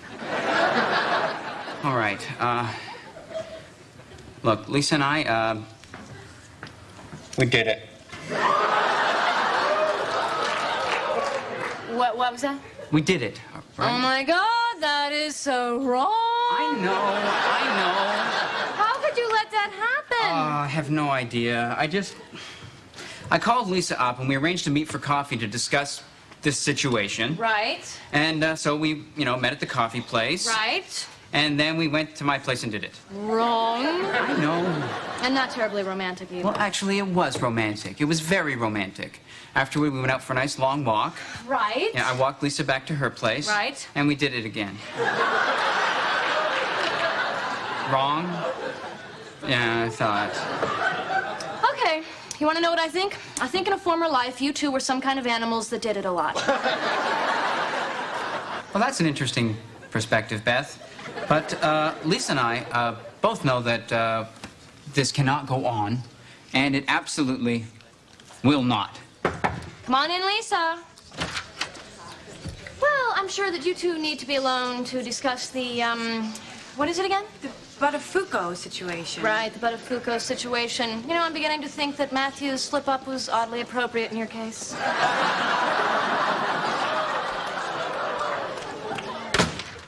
You told her, didn't you? No, I didn't tell her a thing. Yes, you did. She No. knows all about this. I didn't tell her anything. I just didn't wear a tie. I have no idea what that means. Hey, you two. Hey, what do you mean, hey, us too? Well, I'll count again, but I think I'll get the same result. Anyway, I'm taking the entire staff out to lunch in honor of Catherine's birthday yesterday. Oh, okay. Is Catherine going? No, but it's the thought that counts. Come on. Bill, Dave and I are really pretty busy right now. Okay, but if you finish up, we'll be down at Chico's. Yeah, well, we'll try and catch up with you later, Bill. Super. It's what? Okay, is Matthew getting fired? No. No decision yet, Matthew. I can't believe you told Beth. Well, I can't believe you're making such a big deal out of Well, this. believe it. Well, unfortunately, I do.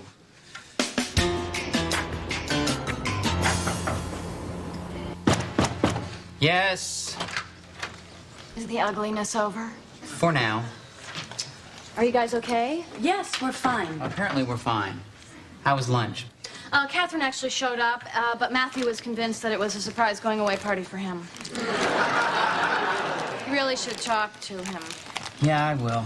Okay, well, here, I brought you guys some burritos. Just put them on the desk, Beth.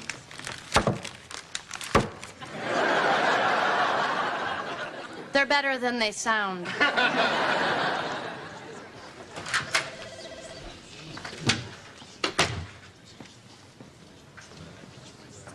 Do you think she noticed anything? No, I don't think so, but your sweater's buttoned up all wrong. Oh, thank you. But you know what? I got a little bit of lipstick on the side of your face. Oh, really? Where? Right here? Okay. Other side, other side, Okay, other got it. side. All right. Yeah. Jesus. Okay, good. Okay. Oh, God. Let me get... All right.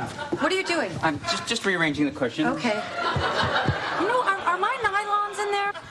Are these them? No. Hmm? Dave! I'm just kidding. They're mine. Oh, man. This is ridiculous. I know. I mean, I have never... Done it in the office while everyone else is out to lunch? Yeah. Me neither. Well, where do we go from here? News booth? Seriously. I mean, I don't know. The way I see it, we only have two options. Either you quit or I quit, because I am not going to have one of those dirty little secret office affairs. Well, I'm not quitting. Well, neither am I. Well, then it's out of our hands. Guess so. Mm. This is such a bad idea. Oh, it's the worst. Oh, no. Yeah. And no more kissing in the office. No, this is definitely the last time.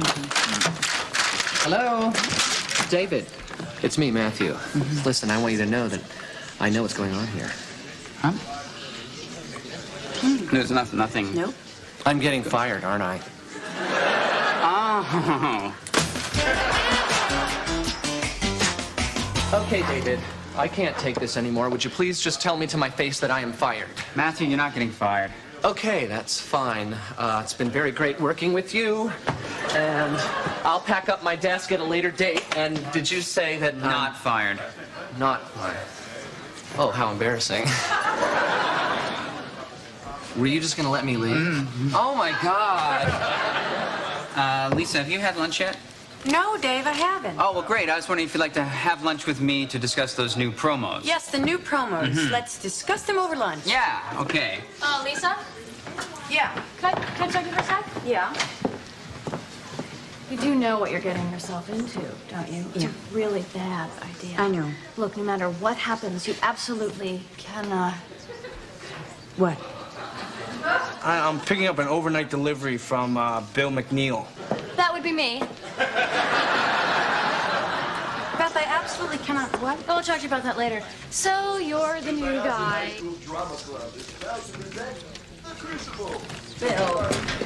Bill, come on. I'm sorry. Would you please tell her that from now on, if she needs to tell me anything, a written memo will suffice? Oh, come on. What is it this time? Bill, I was not ignoring you at lunch. I just don't talk much while I'm eating. A written memo, tell her. Look, would you two just shut up and get back into the booth? Look, you can say whatever you want to me, but you do not tell the lady to shut up!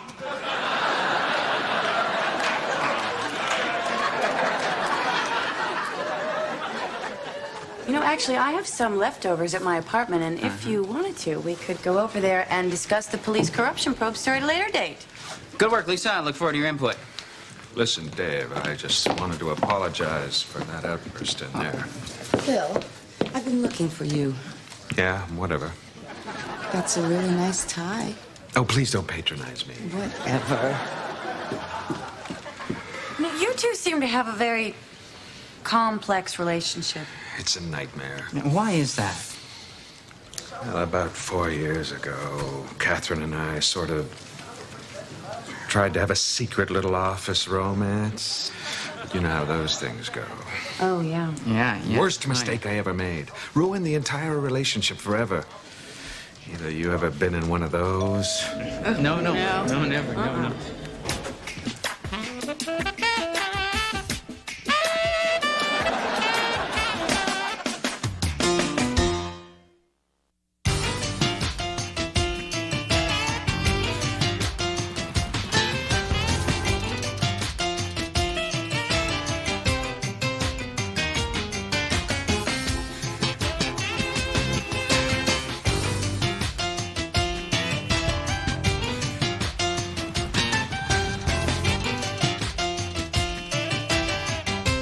Set the fire. Fascinating story.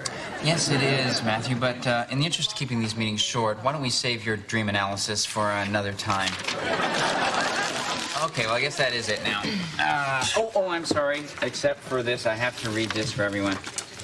In accordance with New York State Ordinance 435A regarding secondhand smoke, this is now officially a non-smoking office. Hallelujah. Now, I know that this is going to be hard for some of us. I'm sorry, Bill. Whatever. What about me, Dave? I didn't realize that you smoked. Well, I don't inhale or anything, you know, but I can. I want you to know I can blow it through my nose. Well, good for you. But, you know, I think this is going to be healthier for all of us because, as the ordinance states, secondhand smoke has been proven to have carcinogenic effects. Well done. So, who didn't know that? Wake up, people. well, I'll tell you what, I'm just gonna post this over here. You can all read it at your leisure. And, Bill, can I talk to you about those station promos? What do we got, Chief? Well, we're going to do 3 5-second station IDs and then 3 full 15-second promos over an audio bed. Now, I'd like to have you and Catherine trading off of them. Sounds good. We should also try one clean 15-second pop without the audio bed. Bill, what are you doing? Oh, sorry. Rude of me. No, thank you, Bill. Did you hear the announcement I made at the meeting just now? Well, to tell the truth, Dave, I tend to zone out unless my name is mentioned. Why? Was it something important? Well, Bill, actually, yeah, it was kind of important. I'm on it, Matthew. Yeah, it was all kind of important. I'm on it, Matthew.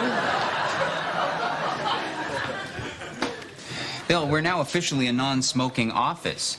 What you're doing is punishable by a $100 fine. You're kidding. No, I'm not kidding.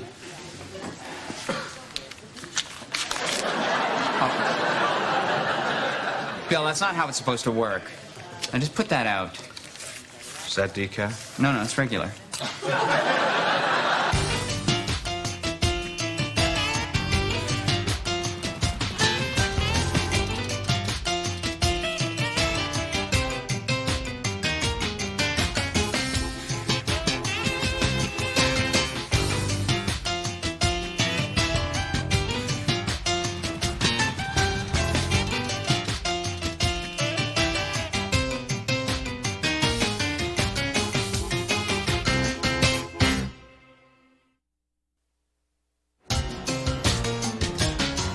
I mean, the caps lock just won't come off, right? So everything I type is in all caps.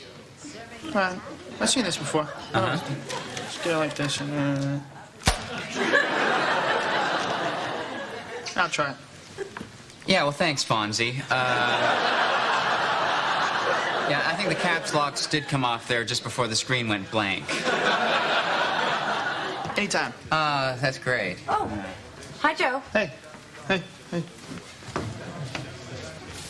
We need to talk. Can I close this? Oh, sure. Hi. We have to have a real talk. Oh, okay. Then I better open this door. I don't want people to think we're doing anything in here, especially if we aren't. Dave, I was right. Joe definitely saw us at the movies last night. He's been acting like that all morning. Well, like what? Like that, like, hey. Well, I've been with him for about 15 minutes. He hasn't hey'd me. I think maybe you're just being paranoid. Oh, I'm paranoid. Yeah. I am not the one that wears a stupid hat every time he goes out so we won't be recognized. Look, there's nothing stupid about that hat. A lot of people wear hats like that. Name one. Well, Woody Allen, for one. Oh, so what? That means I'm like Soon Yi to you? Oh, no, look, he wore that hat when he was with Mia, too. Mia? Here you go, Chief. Good little punch-up on those promos. Well, I consider this situation a potentially volatile one, and I suggest you do the same. College girls. Look, Bill, I hope you're enjoying that cigarette because it is your last. No, I got a full pack right here. Nice luck. Is that from J. Crew? Hey, Joe. Hey. How was your weekend? Good. You know, I saw a pretty good movie last night. Have you seen any good movies lately? Me, I don't go to movies. I don't like movies. Most movies suck. Someone says, hey, Joe, you want to go to a movie? You know what I say? Say, I don't like movies. I don't go to movies. Most movies suck. Gotta go.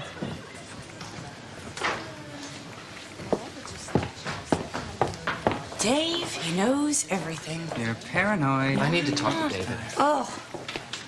David, you've got to make Bill stop smoking. It's in my clothes. It's in my hair. Would you smell my hair? Matthew, I'm not going to smell your hair. Then smell my hand. No. Smell something. Matthew. Look, if it's really bothering you that much, maybe you should talk to Bill. Dave, come on over here. I want you to look at this. No. Yeah, what is it, It Bill? says here, Article 4, Paragraph 2, that in an office with more than 20 employees, you have to set up a special smoking area. Oh, yeah, I didn't see that. Maybe you didn't want to see it. All right, Bill, where do you suggest we set up this smoking area? How about a mobile 10-foot radius around me? No, I don't think so, Bill.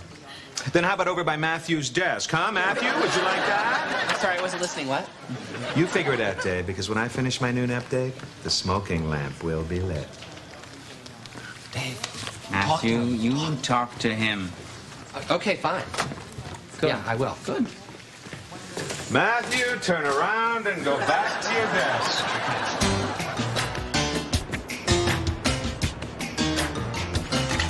Hey, Beth. Did you tell Bill about the new smoking area? Yeah. If we're gonna have a smoke area, it might as well be Halloween. What? Oh, wow. Gum, sorry, so I won't smoke. That's attractive. Could you put it back? Oh. Thanks. Oh.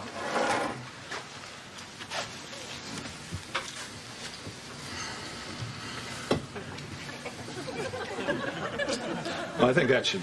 Oh, yeah. Okay, I guess this will do, but lose the salad, huh?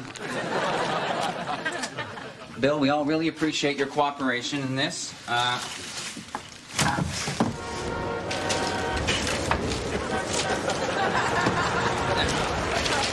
this will work out just fine. What?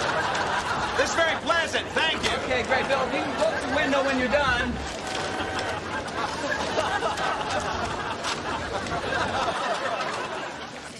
Mr. James. What? What? Mr. James. Oh, Mr. James, I didn't see you come in. Yeah, well, that's the way I like it. I'm like that magician guy. What's his name? David Copperfield? Nope. Siegfried? Roy? That's the one. Here you go, Here you go, Mr. James. Thanks, I'll just have the coffee for now. I'm trying to cut down on other people's saliva. Well, sir, what brings you here today? Well, I heard about your little smoking problem. I have the solution. Oh, great. Yeah, maybe it'll help if you talk to Bill. No, I don't need that hassle. I got a friend at City Hall. Oh, well, sir, it's a state ordinance. And in Albany. Yes, and in Washington. But, sir, I would really rather you didn't bribe anyone, because I support this non-smoking ordinance. And I support fire safety, but you see those sprinklers up there? They're not hooked up to anything. God paid a guy off. Had my nephew come in, super glue him to the ceiling. New York, New York, it's a hell of a town. Okay. Hello, Jimmy. Hello, Bill.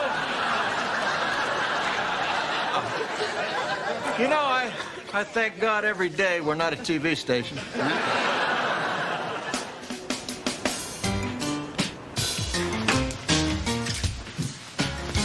Hey, Bill, you still here? Something wrong? Are you sure? You sure there's nothing the matter?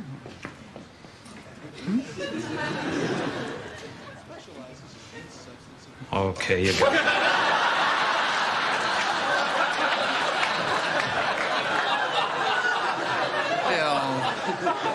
Bill, look, as much as I'm enjoying this little battle of wills we're having, wouldn't it be easier for you if you just quit? Don't you think I want to, Dave? I can't quit. It's too hard. Look, I know it's hard. You can't know. How can you know? I bet you've never smoked a single cigarette in your life. Well, yeah, I did once. And you threw up. How'd you know? You seem like the type. Well, okay, look, so I don't smoke. But you know what? I am addicted to caffeine. You got a coffee problem, huh? Yeah. How bad is your habit? 2-3 pots a day. 4 on a Monday. Well, that's just sick. Well, yeah, I mean, you know, I've tried to quit, but I can't even cut down. Oh, it's not the same. These guys are my little friends. They're always there when I need them, my reliable little buddies. Well, hey, Bill, I'm your friend. Yeah? Where were you last night around 3 a.m. when I was watching Steel Magnolias and crying my eyes out? Hey, Bill, I have an idea. Tell you what. I'll give up coffee if you give up cigarettes, huh? We'll go through this thing together. Well, how's that supposed to help me? You should have to give up something of equal difficulty, like going to the bathroom. Well, look, Bill, I'm sorry, but this is the best I can do, all right? Now, give me the cigarettes. We'll go through this together. Come on. Okay, let's do it. All right. You and me, Chief. Let's go. Great. That's the spirit, Bill. Terrific. This is a great moment, Bill. Should we hug? Oh, we shook hands. Yeah, you're right. There's probably plenty. When do you want to start? 5 minutes? Let's make it 10. Good idea.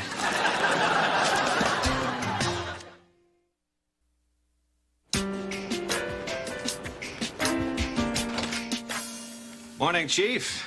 Morning, Bill. So? No, haven't had a drop of coffee. You smoked? Not at all. How you feeling? Well, I have a pounding headache and my arms feel like they're about 12 feet long. But other than that, I feel fine. You? I've been better. Coughed up something that looked like escargot this morning. Well, I guess that's a good sign. You don't mind, do you? Oh, gosh, no, Bill, please enjoy. The old Java Jive. Chock full of nuts? They should call it chock full of flavor. Okay, what the hell are you doing, Bill? Oh, come on, Dave. We went a good 9.5 hours. Must we continue this little charade? Come on, Bill. I'm doing this for you. We had an agreement. If you crack first, Dave, it won't make you any less of a man. I'm nowhere near cracking. Neither am I, my friend. Dave. And Matthew, what is it now? For God's sake, no one's smoking, okay? But nothing! You know what we need around here is an anti-whining ordinance. So just sip your sniveling little lip and haul your skinny ass out of here!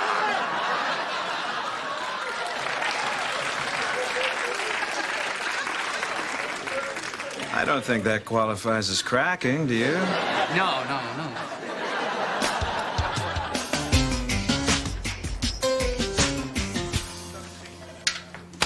I brought you some aspirin. Oh, thanks, Lisa. You know what? I don't know what it is caffeine does for you, but I'm pretty sure that without it, your head caves in. Yeah, but did Joe say anything to you about seeing us at the movies the other night? Lisa. Oh, I'm sorry. Do you want to get some lunch? Oh, yeah. Oh, I didn't bring my hat. You know, Dave, I'm really starting to hate that hat. Huh? Dave, are you listening to what Bill is doing? No. Federal Reserve announced today that the prime interest rate will be the focus of discussion at next week's economic summit in Washington. President Clinton and his advisors will be in attendance, as well as both leaders from the Senate and House banking committees. Talks are expected to be unusually heated in light of the fallout from last November's elections. Insiders say it's anybody's. Don't listen too closely or you'll fall into a trance. Oh, come on, Beth. I mean, give the guy a break, all right? You know what? He's going through withdrawals, you know, and that's not easy, Beth. That's very hard. It's very, very hard. Uh-oh, Mr. James is here and he doesn't look happy. Oh, how do I look?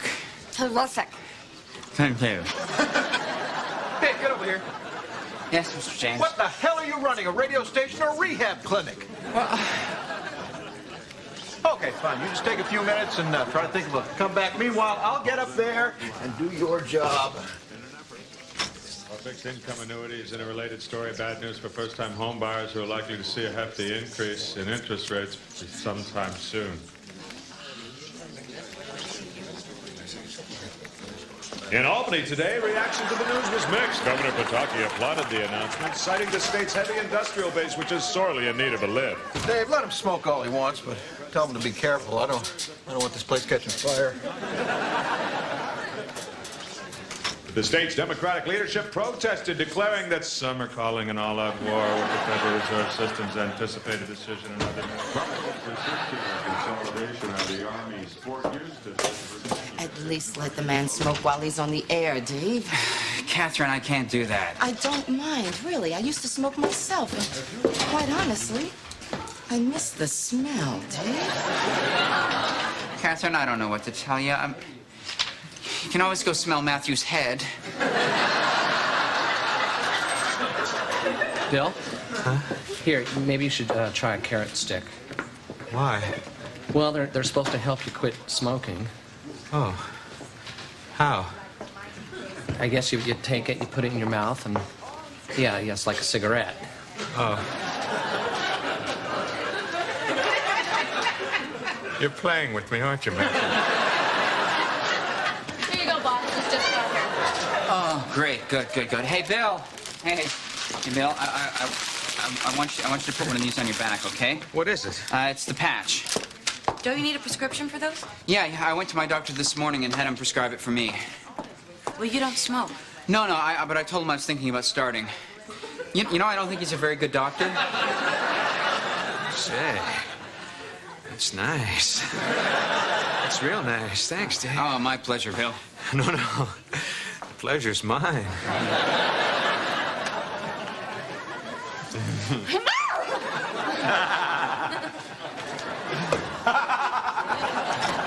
Dave, you should probably try cauliflower. It's good for caffeine addiction. What is with you in that? Well, there's a vegetable for every addiction. Yeah? What are you addicted to? Vegetable.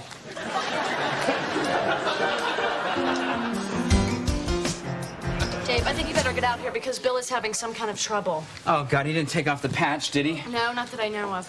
All right. Here, eat this. No. Hey, Bill, what's the matter? Where does it hurt? It doesn't hurt so much as tingle all through my arm and chest. Please, Bill, eat a carrot stick. Oh, Matt, forget the carrot sticks. Dave, I think it's the patch. Oh, Bill, don't be ridiculous. I'm sure it isn't. You know what? I'm sure you're going to be just fine. You just need to relax. Come on. Okay. There. Okay. All right. Here we go. Feel better? All right.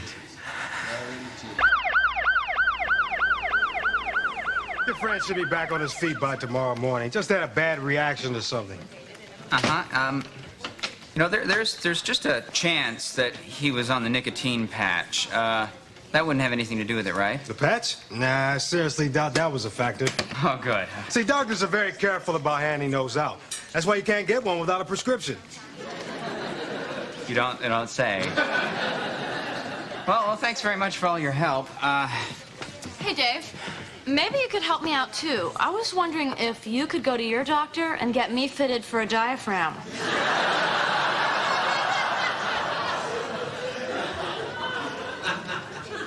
Why don't you just use your gum?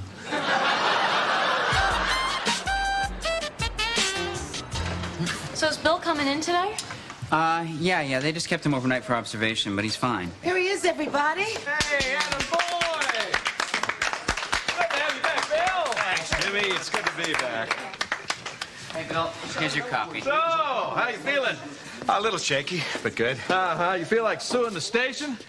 Of course not. Good. I gotta go. Look, I'm really sorry, Bill. That's okay. Your heart was in the right place. Yeah, I just had no idea that the patch could have side effects. And I had no idea you're only supposed to wear one at a time. Oh? How many were you wearing? 15, 16. I sort of stuck them all around my waist like a belt. Oh, well, you're fine now. That's all that matters. More or less, there are a few lingering effects, but you shouldn't worry yourself no, what about is it, them. Bill? I'd What? rather not say. Anything I can do to help. It smells like an ashtray when I pee. Anything you can do to help me with that? Gosh, I hope not. I didn't think so. Anyway, considering I haven't had a cigarette in 38 hours, I'm actually kind of enjoying it. Oh, well, there you go. Amen to that. Yeah. Joe. Joe? All right, I can't take it anymore. You want to get into it? Yes. You want to talk? Yes. All right, I know you were at the movie theater. I know you don't want to talk about it. Look, it's just how rumors get started. I just don't want to get caught up in a big room. Well, neither do I. That's why I think it's important that we talk about it. Look, just because you see me at the movies with a friend who happens to be flamboyantly gay, it doesn't mean that I'm gay, too. You just assume that. That's not what it looked like. What? I'm not gay. Oh, Joe, no, listen, hey, even if you were gay. I'm not gay. All right, but even if you were. But I'm not. Okay. Okay. Did you see who I was with at the movies? Some dork with a stupid hat. Did that dork look familiar to you? Looked like any other dork in the city. Except he had a stupid hat. Thanks, Joe. Okay. I'm not gay. Right. Aw, Bill, you didn't. Yes, I did. Well, you know what? Before work today, I had a double espresso. We're failures. Yeah. If you ever tell anyone about Steel Magnolias, I'll kill you. It would take a robot not to cry at that movie. Until economic sanctions take effect. And here's Bill McNeil with the latest from Wall Street. The Dow Jones Industrial Average closed out the day up 9 points, with advancing issues outnumbering decliners in a 3-to-2 ratio. Sounds like Bill's back on his game. Yeah, sure does. And you're happy with the solution? Oh, very happy. The long bonds price, which... Hey, Joe. Hey, what's up? How's it going there? Pretty good. I got it completely hermetically sealed. Oh, have you figured out a way of ventilating it yet? No. I'll try to think up something over the weekend. No rush. Good work. All right, thanks. Take it Now, easy. the university will have to close or merge 8 campuses and raise tuition.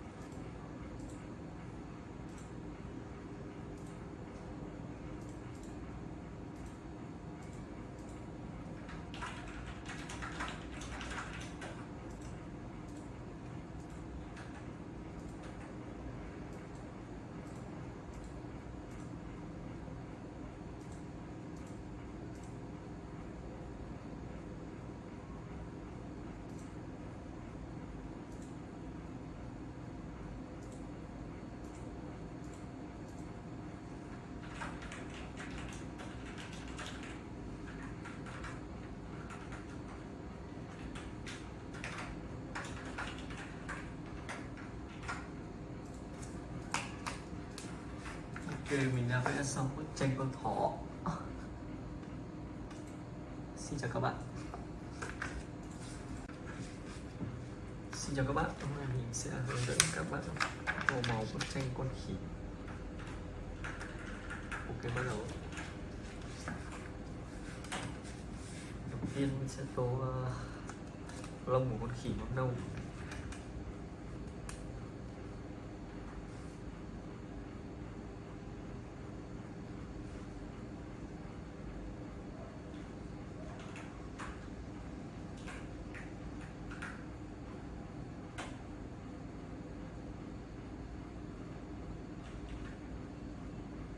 Bỏ chạy quảng cáo rồi bạn.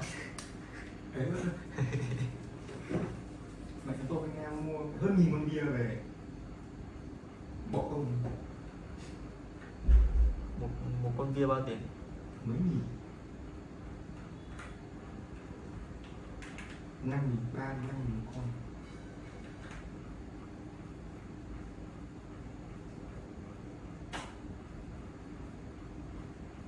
Cho là 5.000, 10 con 50,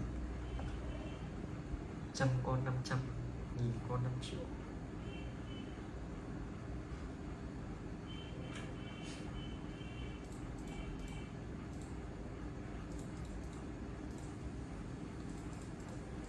Ngắt đấy chứ.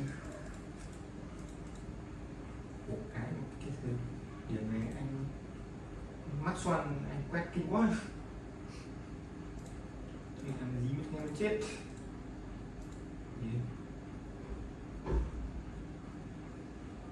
Vâng, thế là mà cái chạy sạch ấy thì nó có ra đơn ngon hơn cái chạy này. Cũng thế, hai cái như nhau.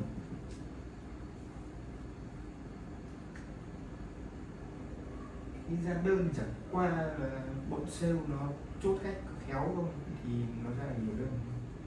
Kiểu cái bài viết này, cái bài viết kiểu màu mè hoa lá hẹ các thứ hay thì người ta bấm vào nhiều.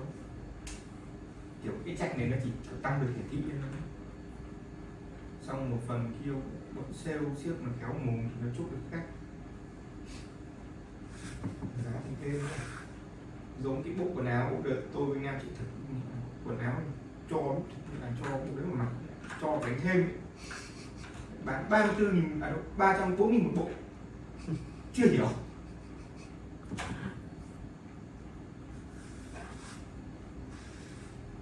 Thật sự quả bộ đấy mà cho anh mình chắc gì đánh, chỉ cứ đánh thêm.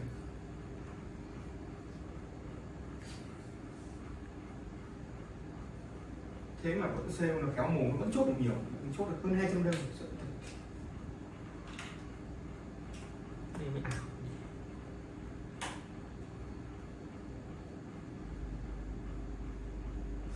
Hôm ngồi vào bên phòng ông Sơn luyện, ông bảo mẹ bộ này cho mà đánh thêm chứ đừng mà mua. Nhìn cái vải cảm giác nó mỏng mỏng kiểu cái màn ấy. Má ơi thật, quần áo thể thao mỏng như tàu lò ruồi, chưa mặc lần này nhòng nát kiểu gì.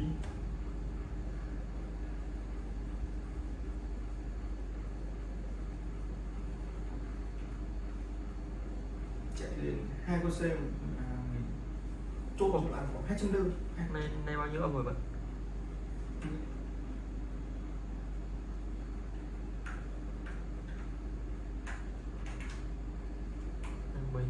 Mấy anh Nhật Bản đá kinh vậy.